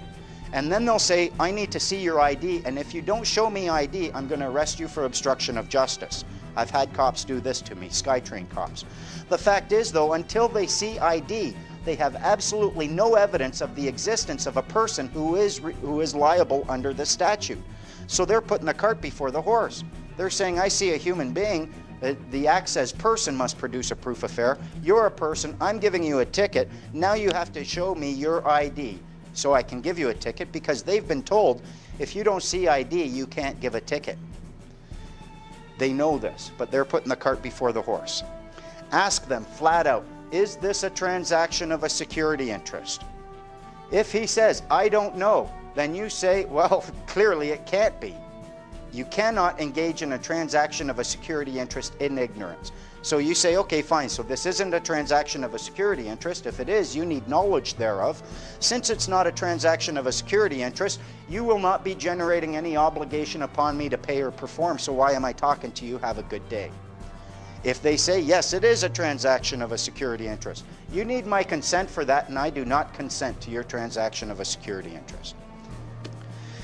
If they try enforcing statutory obligations or restraints upon you, ask them. They'll say, oh, well, let me see your ID. Well, what evidence do you have at this point right now that you are actually dealing with a person who is subject to that act? Until they see the ID, they don't know. And I've heard stories. There was a guy who, he had his card, he got stopped, he had a driver's license. The cops are there and they're asking him, do you have a driver's license? And he's playing with them, and, you know, I'm not producing that. I don't know why you stopped me. Nah, nah, nah. Cops are totally nice to him. He's about to get, he says, you know, I was this far to getting out of there. They were just going to give up, and then finally the cop asked me one last time, you sure you don't want to just show me your ID? I mean, it makes it so, okay, fine. The moment they saw it, right out the window. They dragged him right out the window. They put the cuffs on him, took him away. He was this close. But once they saw that there was a person they could act upon, they acted, and they will act very, very quickly, especially if you're being pokey with them. Try not to be too pokey against the guys with guns. That's one of the things that's helped me get this far. I mean, there are some things you can't say to the cops. If they come and they ask you for driver's license, right, or if they say, do you know why I stopped you? It's usually not a good idea to say something like, because you're a power-hungry, tax-collecting tool of the state bully with a badge and a gun, and by stopping me, you get to exercise your powers, propping up your own frail ego, allowing you to believe for a short period of time you're not half the loser you really are. You don't say stuff like that. It's not going to help you. That's not the truth. These cops, for the most part, these are decent human beings who are trying and who would come and risk their life for you. They could give you a ticket and argue with you about the law 1 minute. 5 minutes later, they could be pulling you out of a burning wreck, and they would put their life on the line. And when you bring them this energy, instead of saying, oh, fuck you, copper, if you treat them, hello, peace officer, I love you, what can they do? You know, and if you can learn to distinguish between a law enforcement officer and a peace officer, hold them to their peace officer status and refuse to allow them to act as a law enforcement officer against you because they have nothing to enforce, they love it. Oh man, good for you. I don't have to be I'm not your nanny, you're good, okay, fine, I get to go find some real criminals. If somebody gets in your face and calls you a cocksucker, I want you to be nice. Okay. Ask him to walk, but be nice. If he won't walk, walk him, but be nice. If you can't walk him, one of the others will help you, and you'll both be nice. I want you to remember, it's nothing personal. Uh-huh. Being called a cocksucker isn't personal? No. It's two nouns combined to elicit a prescribed response. You are dealing with a human being. They are just human beings. They'll tell you, I'm an agent for the government, I'm a peace officer, I'm this, I'm that. No. You are a human being in a common law jurisdiction, and that's all there is to it. That's first and foremost, and I'm not forgetting that. If you remember that, they have to remember that. The key thing about remembering this is you can remember a couple of things. Yes, you can affect them. You can use, they will respond to emotion. They will respond to threats. They'll respond to a baseball bat in the bottom of their knee. They will respond. They will also respond to love, compassion, and truth. They are human beings, and if you treat them with the dignity that all human beings are worthy of, they will respond as a human being as well.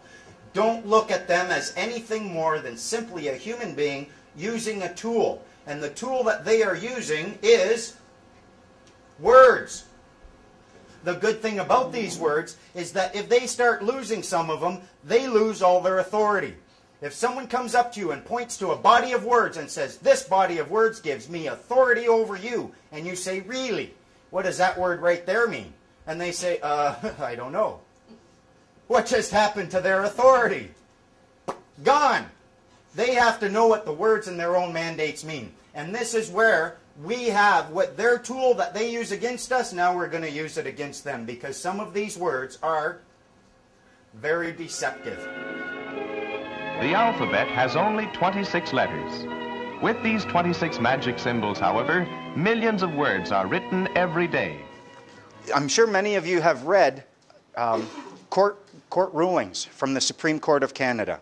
In a free and just society, this might be acceptable, Ask yourself this. What's the name of your society? Do you have one? Now, if you can't even tell me the name of your society, and you know a statute is a legislated rule of a society which has been given the force of law, and you don't have a society, why do these acts have any force of law over you? Believe it or not, all of these statutes, they are a legislated rule of a particular society which have been given the force of law, but that's the law society. All of these rules are the rules for the law society, and you can prove it. Only they can make the statutes, the regulations, or the orders. You are not allowed to pen these.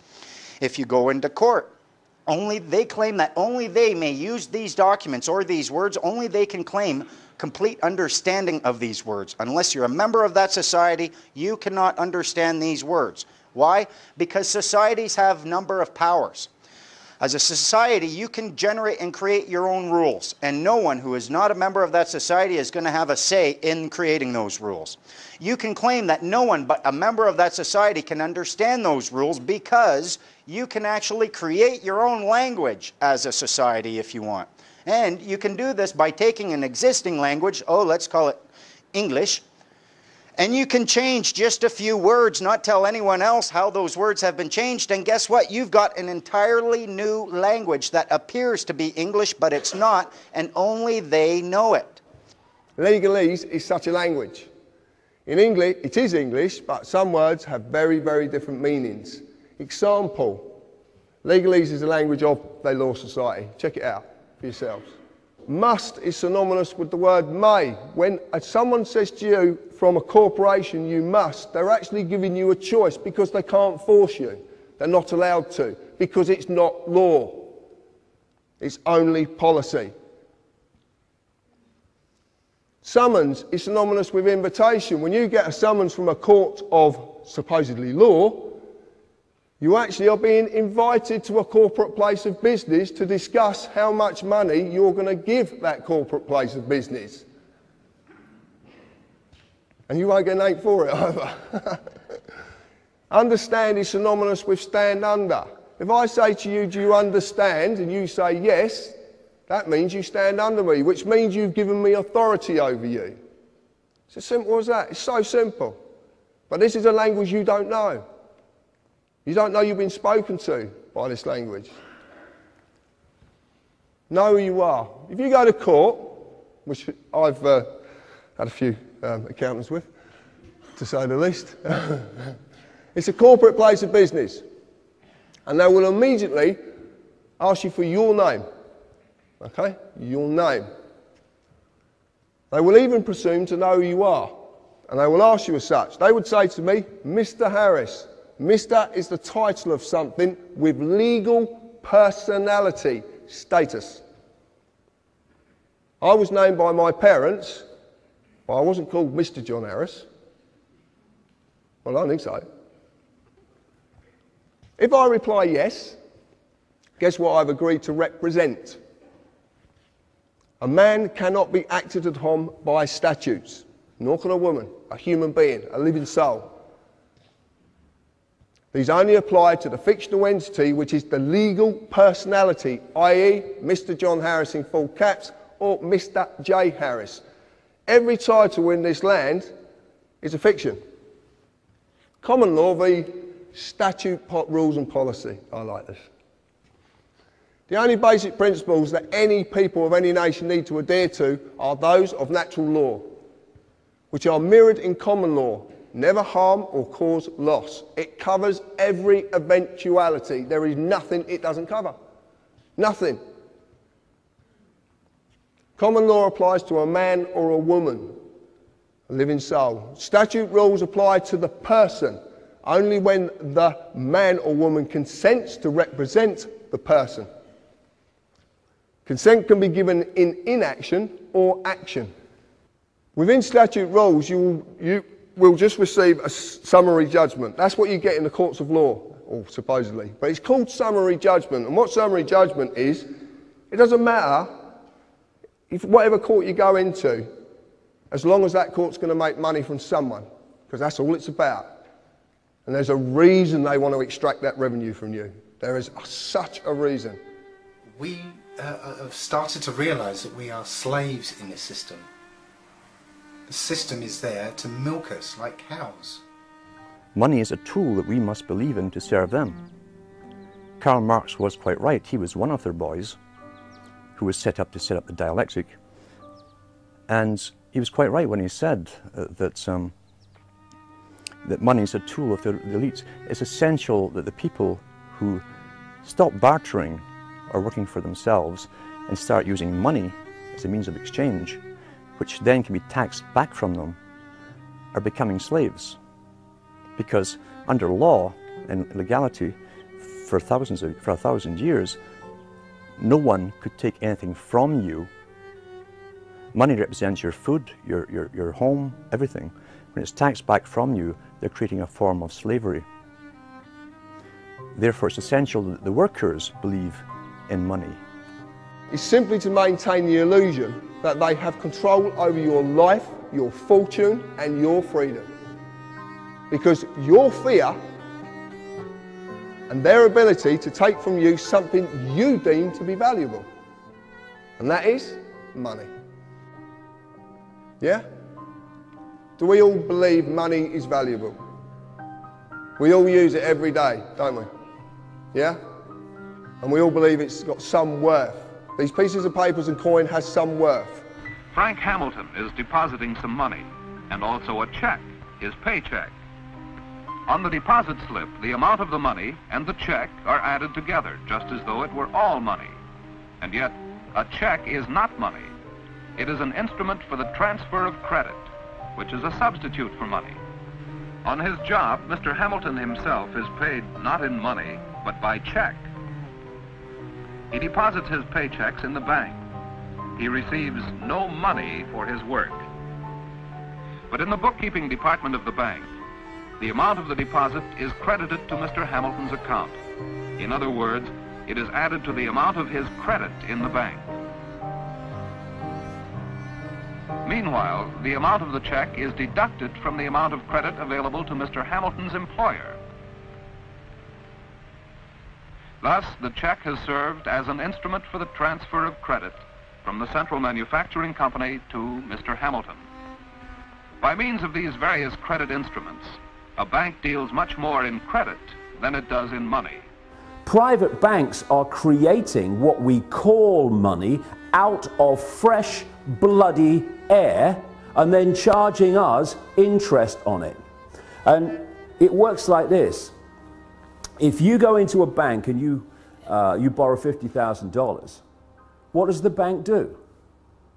Does it move precious metal anywhere? I mean, what does it do? What it does is it types into your account $50,000.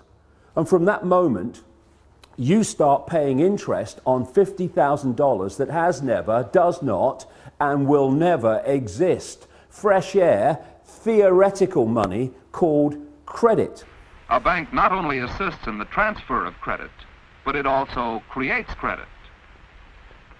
To see how this is done, we'll follow Richard Morton into the loan department of the bank. Since Mr. Morton is known to the bank as a reliable man, the banker can feel reasonably certain that Mr. Morton will be able to repay the loan when it comes due. So the banker is glad to make the loan. Mr. Morton writes out a promissory note. This is a promise to pay the money back to the bank at a certain time, in this case, in 30 days.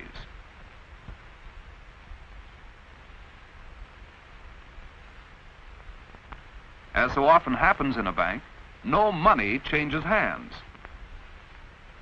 The amount Mr. Morton has borrowed is simply credited to his account, minus the interest which the bank charges for this service. Now Mr. Morton has obtained his loan. He has increased his bank credit by nearly $2,000. But this credit was not transferred to him from some other account, so where did it come from? Laws have been passed called fractional reserve lending that allow banks to lend at least, and my goodness, it's at least 10 times what they have on deposit. So when you put $1 in a bank, that bank can now lend 9/10 that it does not have. Fresh air, figures on a screen. Not only that, you borrow $50,000 from a bank. What does it do? It types into your account $50,000. Okay, now you're paying interest on it. But you take $10,000 and you say, I'm going to buy that car, and you give $10,000 to the guy who owns the car to buy the car off him. Now the guy who's received your $10,000 that was created out of nothing in the original $50,000 now goes and deposits the 10 grand in his own bank. Now that bank can lend 10 times the 10 grand that was created out of nothing in the first place. This is what's going on. And then if you follow one loan, $50,000 or whatever, you follow that through the banking system, and that one loan allows the banking system as a whole to create phenomenal amounts of non-existent money we call credit from that original non-existent credit loan. This is how the banking system, ladies and gentlemen, have taken the world over. Why wouldn't it when they can do that? They create money out of nothing, and then they loan it to you and to me and to corporations and other countries and so forth, and then they collect interest on it. Now just think about that. Collecting interest on nothing. Not too shabby. Why didn't I think of that, you know? Well, if we tried that, we'd go to prison, wouldn't we? Because we didn't write the Federal Reserve Act. And there's another little scam here. All written in on purpose, cold calculated. When you go into a bank and you borrow $50,000, the bank creates, even in this theoretical, ludicrous way, $50,000. But you're not paying back $50,000, you're paying back $50,000 plus interest. The interest is never created, even as credit, which means a simple fact. At any point in time, coldly calculated, designed to be, there is never anything like enough units of exchange, money, in circulation to pay back all the principal on the debt and all the interest on the outstanding debt. The elite have all the money in the world. They own all the resources in the world. They don't need money, but they need us to believe it's the only thing that we must use. Today, the power of the purse, as they call it at the top, is being used to the maximum. In 1938, Prime Minister William Lyon Mackenzie King nationalized the Bank of Canada, giving control of the Canadian currency to the people of Canada. Although the issuance of currency is held solely by the Bank of Canada, the creation of credit through the issuance of loans is still largely controlled by private chartered banks. As part of the Bank of Canada's charter, the government can borrow up to 50% of its own money from the Bank of Canada at 0% interest. The other half of the interest is paid back into the government, allowing for the financing of our own infrastructure, such as the St. Lawrence Seaway and the Trans-Canada Highway. Because of Bilderberg member Paul Martin, Canada now borrows its money from the private chartered banks at the going interest rate, effectively handing over the usury and interest to private corporations. Prior to Prime Minister Brian Mulroney, all banks had to hold an 8% reserve, meaning they could lend out the same money 12.5 times through credit and loans. Mulroney dropped this to a 0% reserve, allowing private banks to loan as much money as they want, simply by entering a new line on a ledger. Currently, the Bank of Canada is only responsible for 5% of the actual debt created in the form of currency. The private chartered banks, such as Royal Bank of Canada and TD Bank, own the remaining 95% of all debt. Think of how much control this amounts to when you consider all of the digital payment and loan options used today, such as credit cards, debit cards, internet payments, RFID chips, smartphone purchases, and even biometric identification, which is now used in India for bank withdrawals. The more I discovered the machinations that the international bankers go through to control us, the more I realized that the theft of our efforts, our resources, and our labors was phenomenal, was colossal. At that point, I got introduced to a graph that the Auditor General in Canada in 1993 put out, which showed the phenomenal theft that happens as a result of the power of interest and the sleight of hand economics of compounding interest. And I discovered this graph at that time, which I would like to show you here, of the degree of the theft that was taking place in Canada. Now, this is the Auditor General's report of November 1993, and here in Canada, this would put the sponsorship scandal to absolute shame. The sponsorship scandal does not compare with the theft that happens when a government, instead of borrowing from itself, creating its own money, which only the government has the right to create, they give it over to private entities like the international banks or the private banks. The government prints a bond, the private banks then turn that bond into printed dollars, and then the government borrows those printed dollars back according to the bond. And from way back, 1867 to 1992, when this report was prepared, Canada had to borrow for real spending no more than $37 billion. Yet, in 1993, our national debt stood at $423 billion. $386 billion of that was simply interest on interest. Now, if this isn't an unnecessary theft, I don't know what is. Do you realize, I think, GST alone collects more than that? Okay, we're talking in a country that has hundreds and hundreds of taxes. We got one tax alone that would cover the cost, the overcost of borrowing. Everything else is for what? For somebody else. Okay, and that is why they created this elaborate game to get money out of your pocket so it could go in theirs and keep you frustrated as there's nothing we can do. Okay?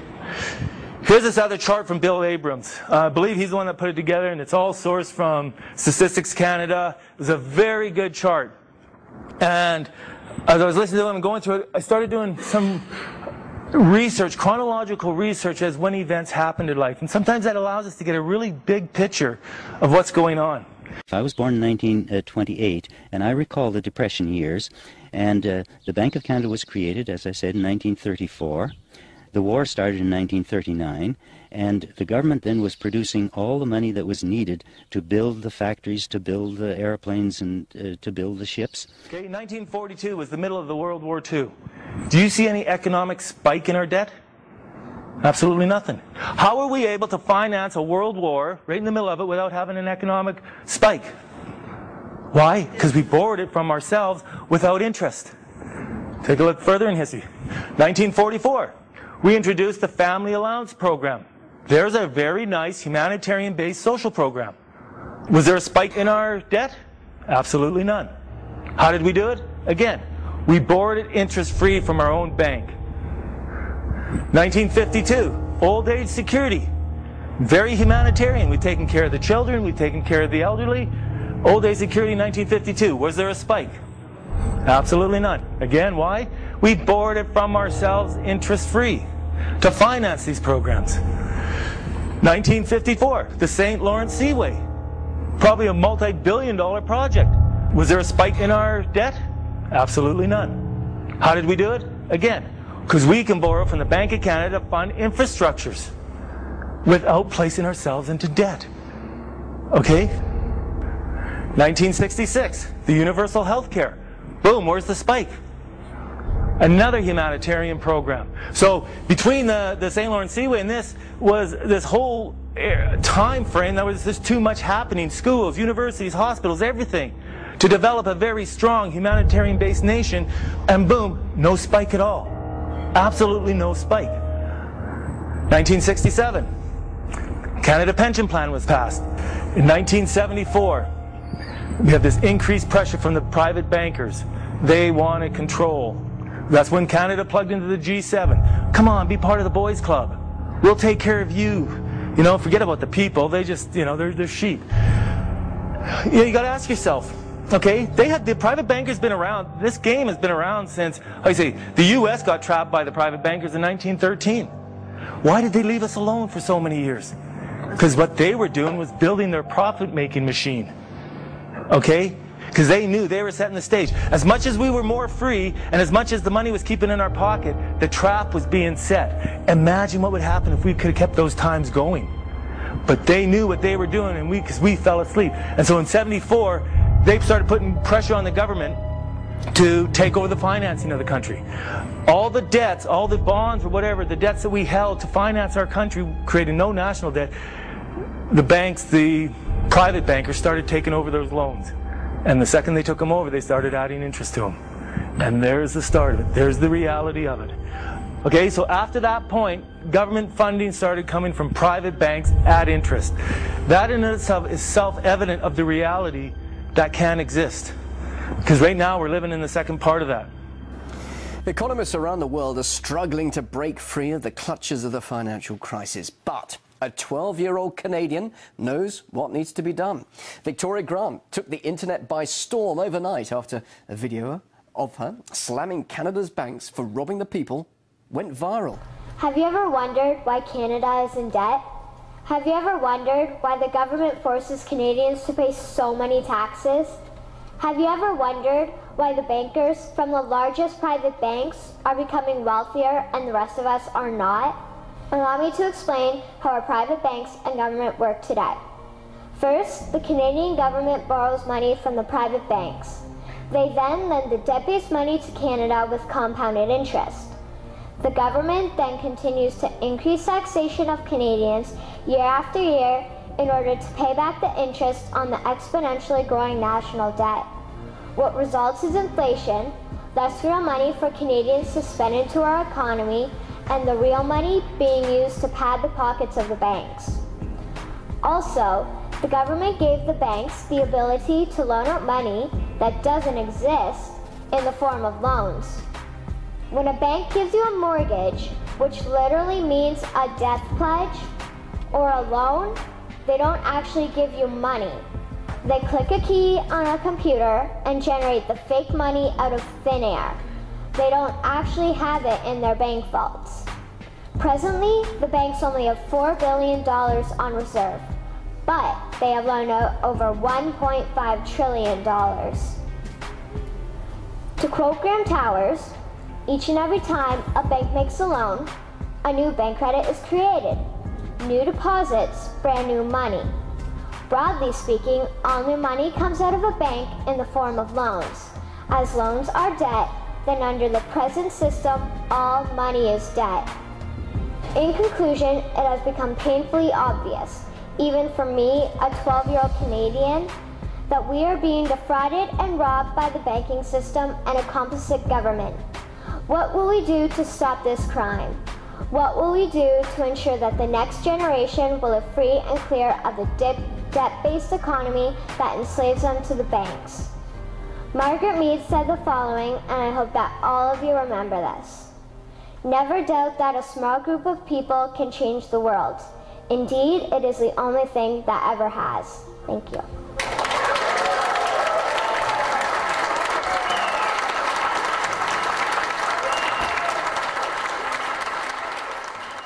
This is the real truth.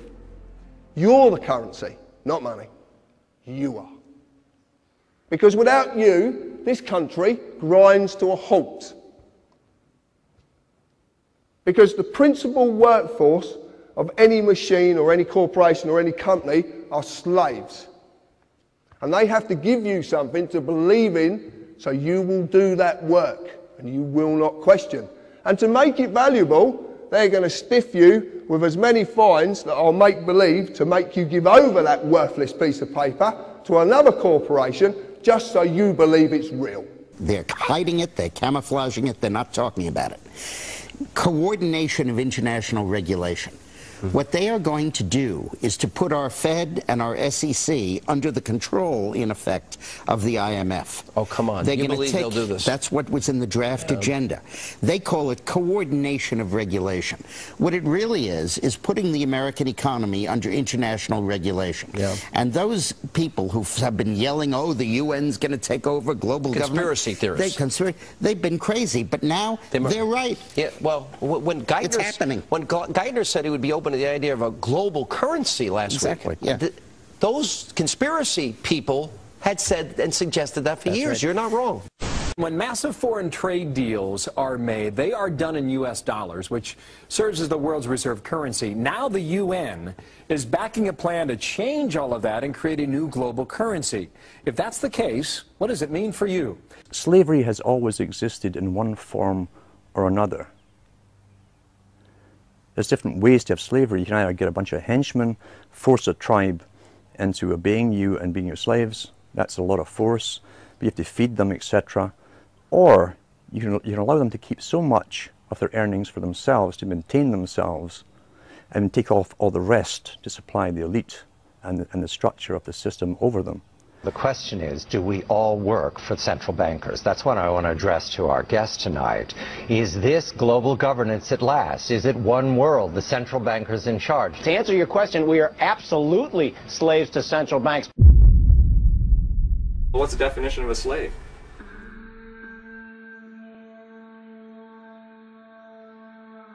A person who is a legal property of another and is forced to obey them. Or a person who is excessively dependent upon or controlled by something. Okay? So if you're dependent on something, are you free? No. No. If you're controlled by something, are you free? No. No. So if we want to be free, then maybe we need to get rid of our dependencies and the controls in our life. Have you ever played Snakes and Ladders? Imagine Snakes and Ladders where the only way to win this game is to never even pick up the dice. Right at the start, there's one ladder leading right to the win, and that's the only way to get there. Who here has ever read their Bill of Rights? Who here remembers the very first sentence? It says, and you'll find it expressed in the Constitution as well, they say that Canada is a nation founded upon the principles and the belief in the principles of the supremacy of God and the rule of law. The supremacy of God and the rule of law. I went to my MP's office and I asked him, I said, yeah, I'd like the Bill of Rights. I grabbed this, they'll give you one. It's really nice, you can frame it, eh? I said, wow, it says here Canada's a nation founded upon the principles or the belief in the principles of the supremacy of God. Is that true? She said, sure is. I said, that's cool. I said, this tells me there's a hierarchy and God's right up at the very top. Is that true too? She said, I sure hope so. I said, me too. Who's number two? She's like, I don't know. Maybe you should see a lawyer. I was like, why should I see a lawyer when you're the one saying, I don't know? I'm pretty sure this is an offer. Where do I accept it? Your Bill of Rights, the very first section, if you look at that as an offer and you accept it, you put yourself legally in a position where in this hierarchy they have designed you are number 2 to God. If they want any power over you, they've got to do one of 4 things. They've got to claim and then prove that they exist above God. They've got to claim and then prove they are God. They've got to claim and then prove that somehow they exist between you and God. Or they can produce a document upon the face of which can be found the verifiable signature of one deity commonly known as God. And if they can't do that, they have no claim to power. They have nothing. You have every right in the world to stand right up and claim the status of a child of God. But the moment you do that, you do accept a lot of responsibility, because then you have to look at everyone else with the same eyes. Now, as soon as you get away from all the people and you remove yourself or segregate yourself through a private agreement or what have you, that becomes private. Now, the Governor General and the Queen, by definition, are only responsible for the public. Government is there to deal with the public for us, but they've turned everything public. As soon as you register property like land or vehicles or any of that kind of stuff, you turn that into a registered item which is in the public. If you're in the public, they assume that you're vulnerable and that you need protecting from others and from yourself. As soon as you're using all of your corporations, that's all on the public side, and that's all governed by the public, which is the government. So part of the process that I went through was to actually explicitly say, I do not want to be governed. I got a question for you. Who here has a driver's license? Unfortunately. Okay, now who here, keep your hands in the air. Okay, put your hands down if you put your hand up higher. I see you cheating. Higher. Put your hands down if you actually read the Motor Vehicle Act before applying for your license. Huh. How do you know you have any obligation under that act to have a license if you've never even read it? For my own protection, I'm filming it. I'm wondering what he's going to do. He's reading my affidavit of truth right now. Yeah, so I'll get back to you. He's also stated that I'm under obligation to carry photo ID, which I'm obviously not. That's the officer right there, car 77.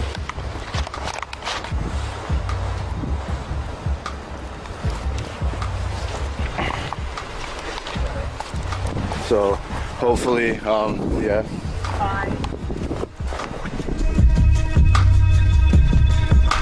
There we go, car 77.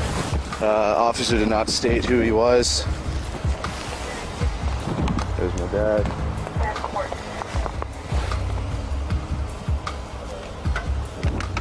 Can you hold that? I have gloves. Here, you want them? Mine? Yeah.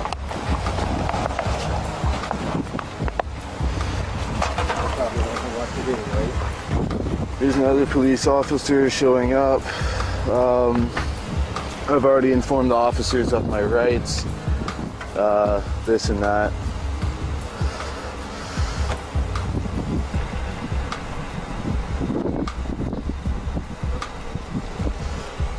Cold. Officer, I just want to let you know I'm activating my fee schedule. It's the middle of winter. I am cold right now, and you're harassing me right now. So my fee schedule will be activated in 3 minutes. I suggest you contact a superior officer. Read that affidavit of truth. We're reading that right now, sir. We're trying to get... I know, I'm just freezing cold. Okay. I'm freezing cold, so... Okay.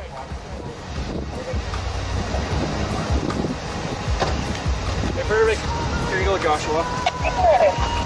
So, you don't have a driver's license, correct? No. And no insurance, correct? Do you have insurance? No. I'm working on that right now, doing it through, it's not a registered motor vehicle, right? So it's under you guys' jurisdiction. I'm not trying to cause trouble with nothing, but I am getting insurance on it. But it's through my society that I'm part of. Okay, perfect. So I don't obviously I only use it to travel around. If you are willing to go and get a license, you are submitting an application for a license. What are you doing? You giving up a right. You're asking permission. You are asking permission to engage in a completely lawful activity. Therefore, what are you? You're a child who asks permission to engage in lawful activities. Children ask that. Mommy, can I have a cookie? If you're old enough, let's suppose for a moment, your parents own a bakery. And every day you go to that bakery and you ask the person, can I have a cookie? Can I have a cookie? Sure, you can have a cookie. Don't tell your dad, here you go. Or no, your dad said you can't. But you go and you ask for a cookie and you don't have the right to come and take one. But there comes a day where you grow up, your dad passes away, you inherit that shop. Are you asking for a cookie anymore? No. My cookies, give or find the door. You have the power then. Our buddy, this child of the province thing came up because I'm rather active in writing my letters and whatnot. Our buddy Digger, he's coming out of Park Royal and he's got his keys. I think he was going to his car, I don't know. But let's say he is, just for the sake of the story. He's going to a car, the cops stop and they pull up and they say, well, who are you? Do you have your driver's license? We want to see your ID. And Digger knows his rights, eh? He's like, why are you asking me for ID when I don't have an obligation to have such a thing, but you do? I want to see your ID, I want to see your business card, I want to see your badge. And they start, well, do you have a driver's license? Are you claiming I need such a thing? And they asked him something very telling. So you're not a child of the province then? No. Thank you, sir. Have a good day. Drove right off. There is the legal status of being a child of your province because you haven't grown up enough. You go and you ask permission to engage in these lawful activities when you have remedy in the form of a claim of right that you can make. Anything you can do under license within the legislative framework, you must be able to do without license outside of that framework, or else the licensing authority is licensing unlawful activities. This is what you give to a cop when he asks you for, like what happened to me 2 weeks ago when I got pulled over and I was asked for my driver's license. I hand him my statement of birth and he said, well, I need license, registration, and insurance. What they like to do, they use presumption and assumption so often, they won't even ask you a question. They come to the window, driver's license, registration, insurance. Look at them and say, apples, bananas, and pears? You're not making any sense. Like, you used a complete sentence? What is it you want? Do you have a driver's license, registration, and insurance? Or may I see it, is usually what they would ask, because they're operating upon a presumption too. You ask them, are you willing to claim under full commercial liability that I have an obligation to have such a thing in order to exercise my common law rights? Blah, blah, blah. And of course you don't. So what you can do is simply hand them this. And it's a good faith notice which says, with all due respect, officer, I do not maintain the name of any person in your jurisdiction and am not entitled to any rights to any documents. I'm ineligible for those benefits. That's what this means. I have no rights to any documents of identification you may seek. I'm ineligible for those benefits. I provide you in good faith who maintains the birth name. The Registrar General maintains the birth name. I am a recipient and beneficiary protected by your higher powers. And what that means is talk to your bosses. I'll wait here. Just take this good faith notice, get on the radio and talk to your bosses, and you may find out that something else is going on here. Below, I humbly and peacefully provide you proof so certified who has signing authority for the birth name, which protects me as a witness. And there's the Deputy Registrar General's signature is here. There's their seal. And this is stamped. This is notarized. This is an authentic document. When you bring this attitude, you start having more power over them because they expect you to, oh yeah. If you're not doing that, they're like, what's up with him? You're supposed to be scared and intimidated of me. Look, don't you see the gun? And you say, yeah, I see the gun. Guess what? See the smile? We have more power over them. All of their power that they have over you is a result of two things: their deception, your ignorance. Sorry to be rude, but their deception doesn't work without your ignorance. And the way to deal with it is to deal with your ignorance. Then when their deception comes, you can look at them and smile. And you can tell them, you know, I'm not a child of the province. I don't know why you're trying to apply that to me. Look, check it. Where was I? I lost my words, didn't I? Now this one's for all the police officers. Every police officer listening. Oh yeah? I know you can hear me. Alright then. Look. Come. Yo. Look. I'm not getting fooled by your legalese talk. Mr. Policeman, I do know the law. You're under an oath to the Queen you swore. I'm not a criminal unless I'm breaking common law. I use my common sense, I don't consent to be governed. Do you think that I'm dense? A person's corporate fiction is a Black's Law. I read, go see Simon Goldberg, he will help you with the rest. YouTube John Harris, the illusion on the net. If you ain't broke common law, you shouldn't be in pen. Legalese is language for corporate employees, so be careful when you say that you understand police. Cause legally that means that you just stand under their authority. Enlighten yourself, take pride in yourself. Knowledge is power, spread guidance and wealth. There's no need for violence cause them sirens lead to jail. Life is what you make it, so don't choose to make it hell. Don't just be a sheep and follow everybody else. Stand out from the crowd even if it's by yourself. Say it, stand out from the crowd even if it's by yourself. Stand out from the crowd. If we all just put our personal stuff aside, just temporarily, to work on the common thing. So for example, does anybody feel like it represents their position that it was a good idea to for your family and your children to take on the liability of private bankers' playboy mistakes? So it's like, does anybody feel like that represented their position? Step forward. I've not met anybody who feels like the bank bailout actually represents their position. So when you're looking at possibly 3/4 of the nation, 75% of Britons feeling that way, then that's not a decision of the wings. You know, that's not even a decision of the mainstream. That's a decision of the majority. What we then have is a misrepresentation case. And we can immediately, as a nation, do what the Icelandics did, basically, and turn around and say, do you know what? The British people and our children do not want to accept liability for your private bankers' mistakes. Get off our island. When the recession hit in Iceland, they were sitting in a much worse situation than we are now. But they handled it a little differently. In fact, they completely revolted. They rebelled, they went nuts. They went down to the parliament and they started throwing rocks. In fact, what happened next, according to a Ron Paul article, was extraordinary. The belief that citizens had to pay for the mistakes of a financial monopoly, that an entire nation must be taxed to pay off private debts, was shattered, transforming the relationship between citizens and their political institutions and eventually driving Iceland's leaders to the side of their constituents. The head of state, Olafur Ragnar Grimsson, refused to ratify the law that would have made Iceland citizens responsible for its bankers' debt and accepted calls for a referendum. Obviously, they're not drinking the fluoride over in Iceland, because then in March 2010, they passed a referendum with a 93% vote against repayment of the debt. The people just said no. Iceland chose the route of protecting its populace, the taxpayer, from absorbing more debt so that the global banking oligarchy could be made whole. With the support of a furious citizenry, the government launched civil and penal investigations into those responsible for the financial crisis. They went out with arrest warrants for the ex-president. They actually went and indicted the prime minister and arrested the top 3 CEOs of the top banks. That's how Iceland handled it. So, this is what else they did.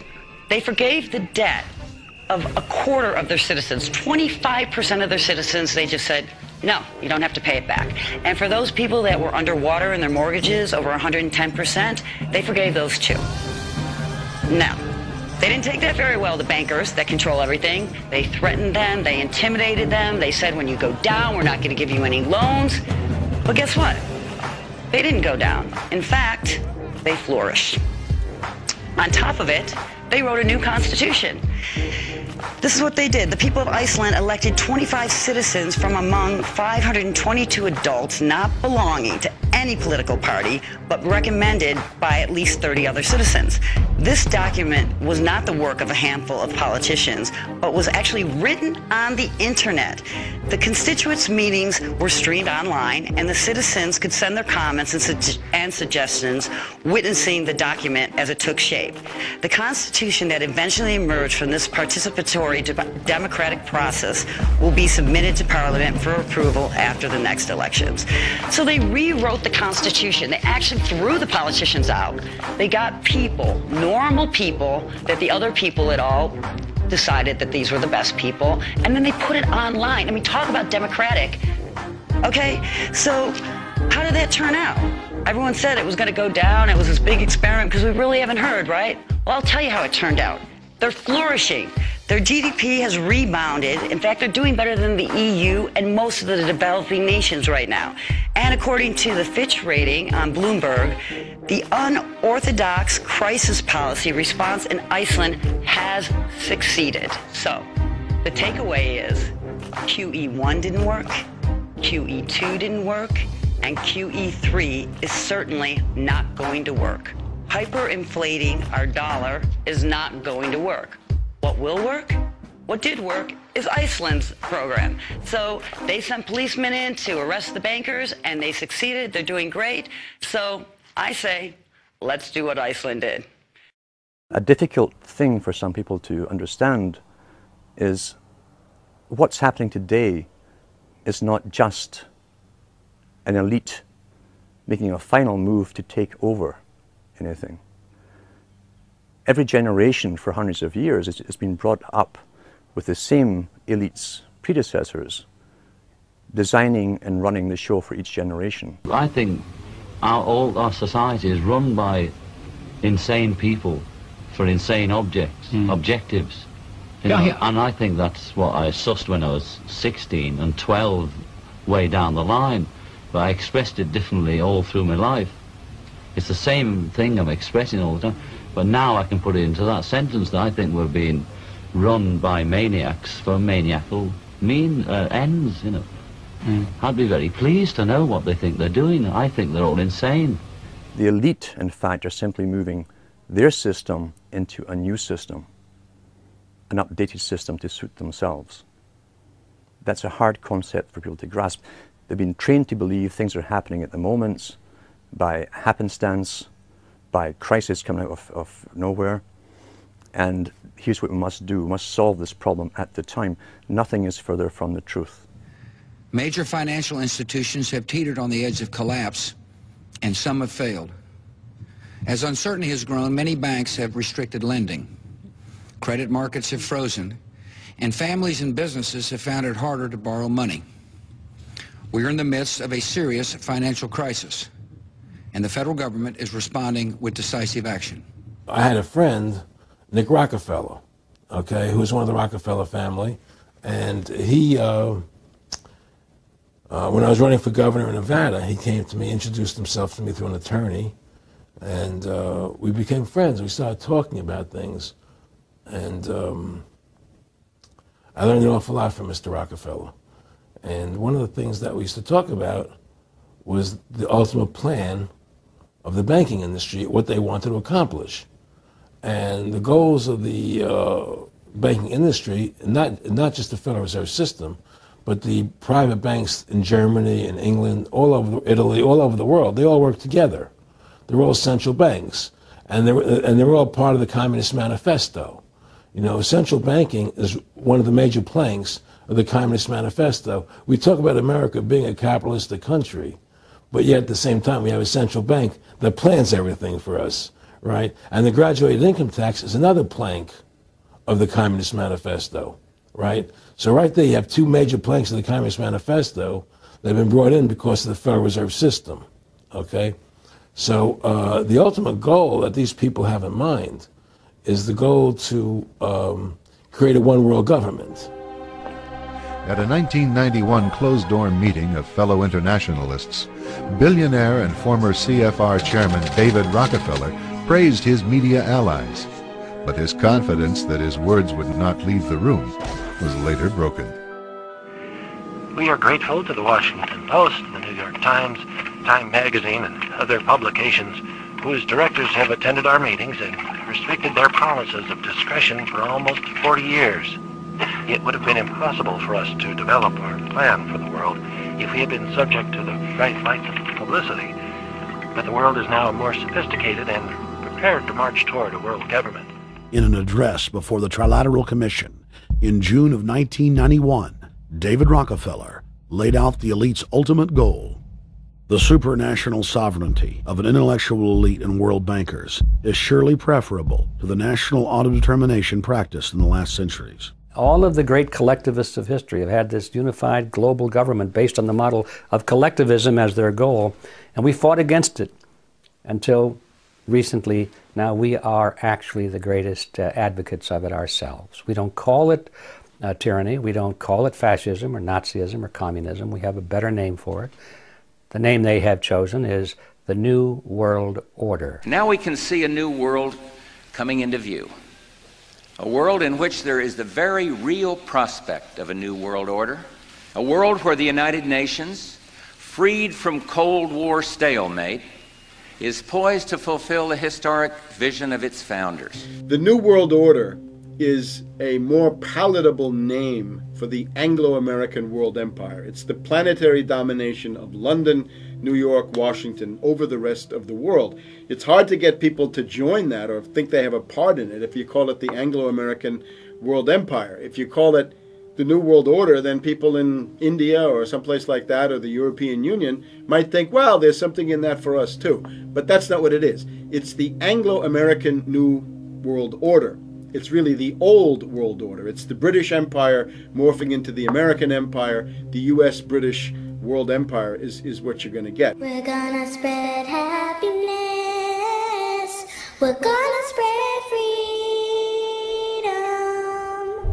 Obama's gonna change it. Obama's gonna lead us. We've got to give them a stake in creating the kind of world order that I think all of us would like to see. I think its task will be to develop an overall strategy for America in this period when really a new world order can be created. It's a great opportunity. Do you have any regret or remorse for the human suffering, Mr. Kissinger, that you caused millions of people in Chile and Argentina and East Timor? Mr. Kissinger, I know you're not going to respond, but I don't want your New World Order, and you won't have one, Mr. Kissinger. National sovereignty will prevail, freedom will reign, nation states will survive, sir, and you will not have your New World Order, your eugenics, because we are changed and we are taking this generation back, sir. We just want to let you know the New World Order has no legitimacy, and that we as a people are not afraid, and we are waking up to the robber barons and the big banksters who are looting this economy with the Federal Reserve. Well, Rockefeller, come back. We don't want your New World Order, you know? Leave Chile right now. Leave Chile. You are not... You're killing a lot of people. You're killing a lot of people. Leave here. Leave Chile right now. Leave Chile. Leave Chile. We don't want your world government. Leave Chile right now. Leave Chile, okay? In recent decades, worldwide social change has experienced unprecedented historical acceleration, particularly because instant mass communications, such as radio, television, and the internet, cumulatively have been stimulating a universal awakening of mass political consciousness. Brzezinski, you will never get a New World Order. Never. National sovereignty will prevail. The New World Order is going down, sir. You can laugh. Wake up, people. Wake up. Research the New World Order. This is important. Look it up. Investigate it. The resulting widespread rise in worldwide populist activism is proving inimical to external domination of the kind that prevailed in the age of colonialism and imperialism. Persistent and highly motivated populist resistance of politically awakened and historically resentful peoples to external control has proven to be increasingly difficult to suppress. The truth of your world government has now been exposed. We know you are ruthless. We know you are evil. To David Rockefeller, to the Rothschild representatives here, to the Queen of the Netherlands, to all of you, we tell you, you are not our queens. You are not our kings. You are not our gods. We do not belong to you. We are not your slaves. We stand as free humans, have stood since the beginning of time against the strong men, against the thugs, against the bullies. We will defeat your world government. We will defeat world taxation. We will defeat your control grid. God is on our side. You will and you are failing now. Your new world order will fall. Humanity will defeat you. The answer to 1984 is 1776. What is the consent of the governed? Natural rights are inherent to your humanity and the source of your sovereignty as a free individual. Just as slaves have the moral and legal right to leave those enslaving them, just as the states have the moral and legal right to leave a union that violates the Constitution that binds them, so too you have the moral right to live without a government when it breaks its own laws. The federal government claims your consent through the Constitution. The Constitution is a social contract that binds the American people to their government. Did you freely consent to this? I don't know anybody who did. So since none of us consented to the Constitution, either the government stays within the confines of the Constitution, or we can ignore or change the government. This view, called the consent of the governed, was widely and openly accepted by the framers. They gave us a Constitution which defines limits and constrains the government. This is why adherence to the Constitution by all government is so crucial to preserving and retaining our freedoms. The Constitution formalizes the relationship between sovereign people and sovereign states and the federal government. When the Constitution is ignored, so is our sovereignty. And if we can't avoid a government to which we never gave consent and which violates the Constitutions, so will our freedoms be ignored. Everybody withdraws their consent from a different way. But ultimately, you can go as far as you want with it. The withdrawal of consent is it's biblical. Everything I read over the last 2 years, basically, shows one nexus, one cross. And that cross is consent. One way to take control of the streets pretty quickly is either to use water cannon or to get the army on the streets. No, the way we police in the UK, the way we police is by consent. We want police able to work with their communities to ensure that they can deal with the disorder that is taking place. America polices in a different way to we do over here. Here we police by consent. That consent has been shown in swathes in recent days with the support we've had from members of the public. America police by force. We don't want to do that in this country. All governments must maintain power through consent, not coercion. Everywhere you look, the concept of consent in all their treaties and all their documents, the word consent. Consent is the #1 issue in all contracts. Without a meeting of the minds, there's no contract at any level. So when I say withdraw consent, I'm saying you have to do something. You can't stay silent. Silence is consent. Silence is consent. Because while we're silent on these impositions, the impositions just keep going on and on and on. By our silence, we are acquiescing, even agreeing to them being imposed. Now, if we don't do something, we have acquiesced. Acquiescence is, hey, I'm going to come over and sit on your lap in 5 minutes. And if I say that in front of these witnesses and he says nothing, in 5 minutes from now I go over there and sit on his lap. He's really got no beef with me because he didn't protest. He didn't say no. He acquiesced. He actually, in the presence of witnesses, gave me permission to sit on his lap because he didn't protest. He didn't say no, I don't want you to do that. That's not the right thing to do. There's a time when the operation of the machine becomes so odious, makes you so sick at heart that you can't take part. You can't even passively take part. And you've got to put your bodies upon the gears and upon the wheels, upon the levers, upon all the apparatus, and you've got to make it stop. And you've got to indicate to the people who run it, to the people who own it, that unless you're free, the machine will be prevented from working at all. if we don't rise up and do something about it now, we deserve whatever the bankers give us. We've acquiesced. It is time for us to unite and to do something. Now, as far as I'm concerned, because I have 9 children and 7 grandchildren, I don't want on my conscience that I understood this stuff and didn't work hard to stop it from continuing, because their future plans for our country are not very good. Their future plans for our prosperity and for our freedoms are not very good. I don't want it on my conscience, so I'm trying to work hard to bring change. What about you? This generation today, the ones who are alive today, we are the generation that's going through the biggest changes in history, according to even Rockefeller himself, since the Industrial Revolution. It's the end of one phase of a long-term plan. And out of this comes a new world order, a different order from the previous one, where people technically were working for themselves, would choose their own employment and so on. The new world order is a planned system, a planned economy, a planned population. So it's up to us. It's not up to the next generation to change this. We're the only ones who can possibly do the changing. And it's either really the rights to go into an uncertain future, which is what life should really be, where we decide for ourselves where we want to go individually and collectively, or allow ourselves to be dumb animals, creatures who are guided by those who have decided they are the masters of our destiny. This is a list of things that you would do if you wanted to subvert a country. This is Marxism. Let's go through the list. The creation of racism offences. Tick. Continual change to create confusion. Tick.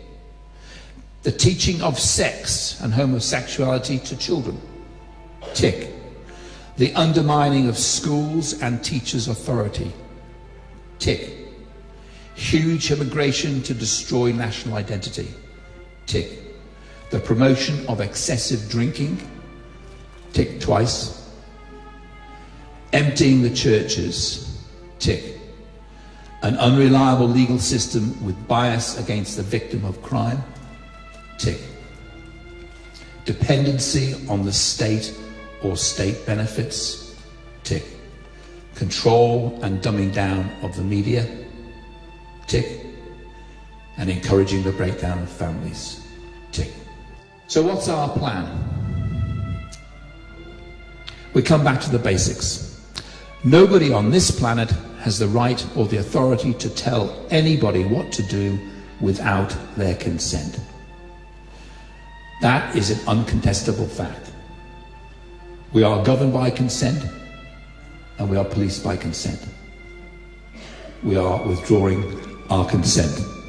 Ladies and gentlemen, we're in lawful rebellion.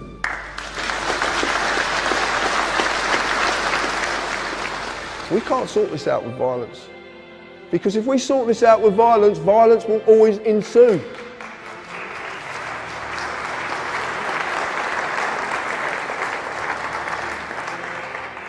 We have to do this peacefully. And the way we do it peacefully is learning the rules of the game. This is what I entered into. The only way to get rid of this once and for all is to sacrifice the person. To sacrifice the person is to remove that person completely. That means the birth certificate has to be destroyed. And it can be done. I've seen a way of doing it. Massive implications, but it can be done. And I am going to do it. Because I am not living in this society 1 minute longer than I have to and watch my fellow human beings suffer under it. I will find a way to get out of this, and I will succeed. The reason being is because what I'm doing is right. How do we get to this point, though? How do we get them to recognize that they're the nanny and we have grown up and they have no more power as nanny over us? It's about how we treat them, about how we act. If we're shitting our pants, pardon the language, ladies and sensitive guys, but if we're pooping our drawers, nanny has a right and a duty to put diapers on us, and she will do that. If you're throwing a tantrum, Nanny has the power and the right to come grab you, throw you in your room until you settle down. If you're rebellious, Nanny's got a right to put limits upon you as long as you're in the house. Nanny is tired. She wants us to stop rebelling. If you get to the point where you say, Nanny, I'm not rebelling anymore, I'm just old enough now and I'm in charge of the house and you're not telling me what time I'm going to bed. I'm telling you I'm going out all night, I'll be back at 7, you'll have breakfast ready. You take power over them when you act within that capacity. All of the great movements of history have always started with simple concepts. The freedom movement in America and in the world right now is in very serious need of some simple concepts, some simple principles. And so the first step toward reversing this drift toward global, collectivist, tyrannical government is to know what we believe in, what is freedom, and be able to define it, to be able to defend it, to be able to argue against the collectivists and say this system is better than that for this reason, and this reason. And then finally, the ultimate question is, well, who's going to do this? It's easy to become despondent, discouraged, and say, well, nobody cares. My neighbor is out cutting his grass. He's a good guy. We talk about baseball. We talk about the weather. We can talk about the latest movies. But he doesn't want to talk about politics. He doesn't care about the economy. He just doesn't want to become informed, and he certainly doesn't want to take any personal responsibility for monitoring and changing the system. So how are you going to fight this great drift toward global government with all of these powerful people at the top and nobody on the street cares? The answer is that all movements of history have always been determined by less than 3% of the population. You don't need everybody out there. In fact, it'll never happen. It'll never happen. Never happened before in history, and it won't happen now, and certainly won't happen in the future. 3% or less of the population are always the movers and the shakers. If you can reach 3% of the people who really care and who really have the mindset and who are willing to make the sacrifices and the dedication to this task, it can be done. And the guy next door will continue to push his lawnmower, and he'll go whichever way the system goes. It's always been that way. So we don't need to be discouraged by the fact that not everybody is taking an interest. A lot of the people in the freedom movement, they're very rebellious towards everything that they're doing. We want to get away from that. We don't want to be in permanent conflict with these people. They want us in conflict. That generates the revenue. We want to find the place of peace and the place of abundance. Those that are in banking have said to me, well, hey, are you really going to be able to change things? Perhaps not change the current state of play, but in terms of change the way that I and others exist, yeah, of course. It's not a case of can we do it, it's a case of we're doing it. It's being done. Right here, right now, in this moment, it's being done. So it's really a question of one's will. And if your will and your intent and purpose is there, you make it happen. You don't ask for anyone else to do it. You don't go pleading and begging for this to happen and abdicate that responsibility to someone else. You take responsibility yourself, you step up to plate, and you make it happen. Do you want to make the world a better place for your children? If the answer is yes, then you have to do something about it. No one else is going to come along and do it for you. You've got to do it yourself. And it starts with letting go of the fear. We want remedy. We want our power back. We want our remedy, and we want to hold these people to the... We don't want to beat them up. We want abundance. We want peace. We don't want a life of conflict with these people. And we shouldn't have to dig through the shit they manufacture in order to find the diamonds of our freedom.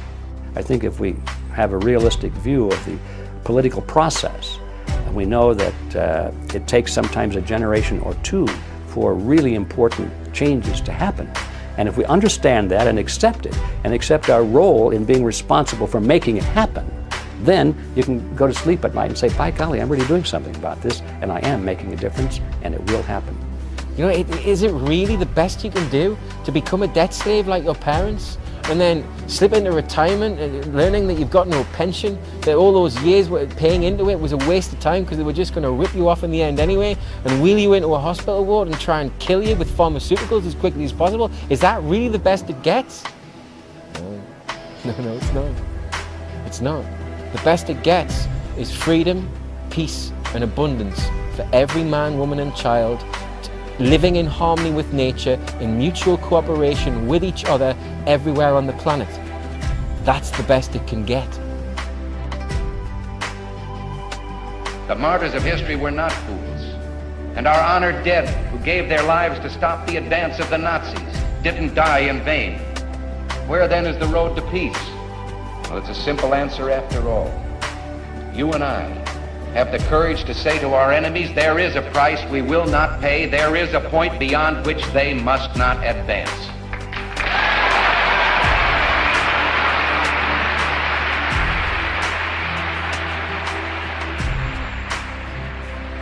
To be truly free is deceptively easy or almost impossible.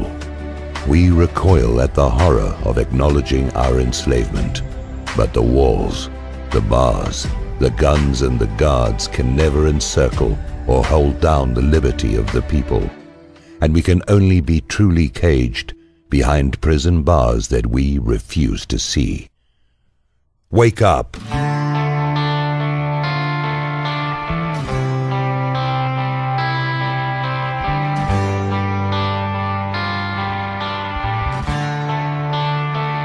Don't tread on us, we're not afraid. You work for us, we're not your slaves. Don't tread on us, you crossed the line, so you will pay for all your crimes. After a long train of abusive and dissipation, now we've lost our patience. Yeah, you're trying to kill our constitution, to kill our pride. Now the wood is dry. Don't tread on us, we're not afraid. You work for us, we're not your slaves. Don't tread on us, you crossed the line, so you will pay for all your crimes.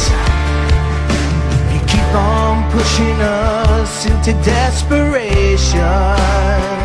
You'll only fuel our determination. Yeah. It's been way too long since the last time, 1776.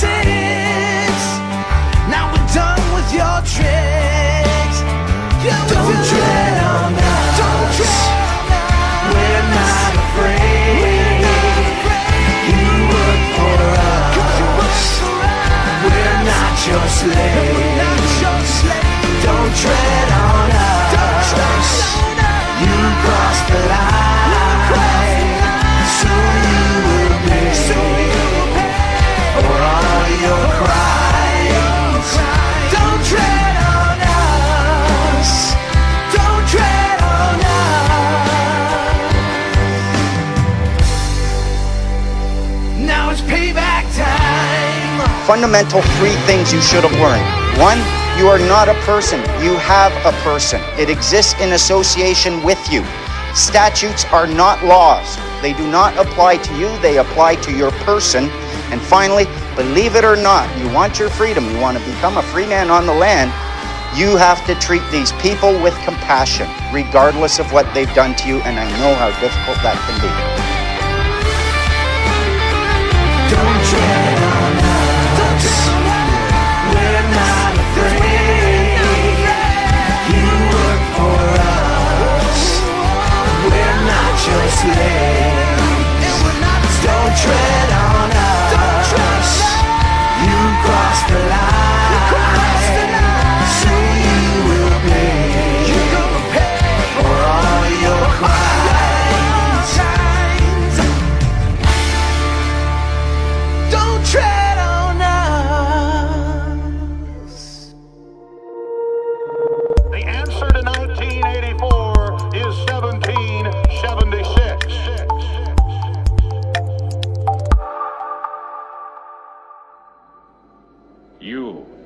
number 6.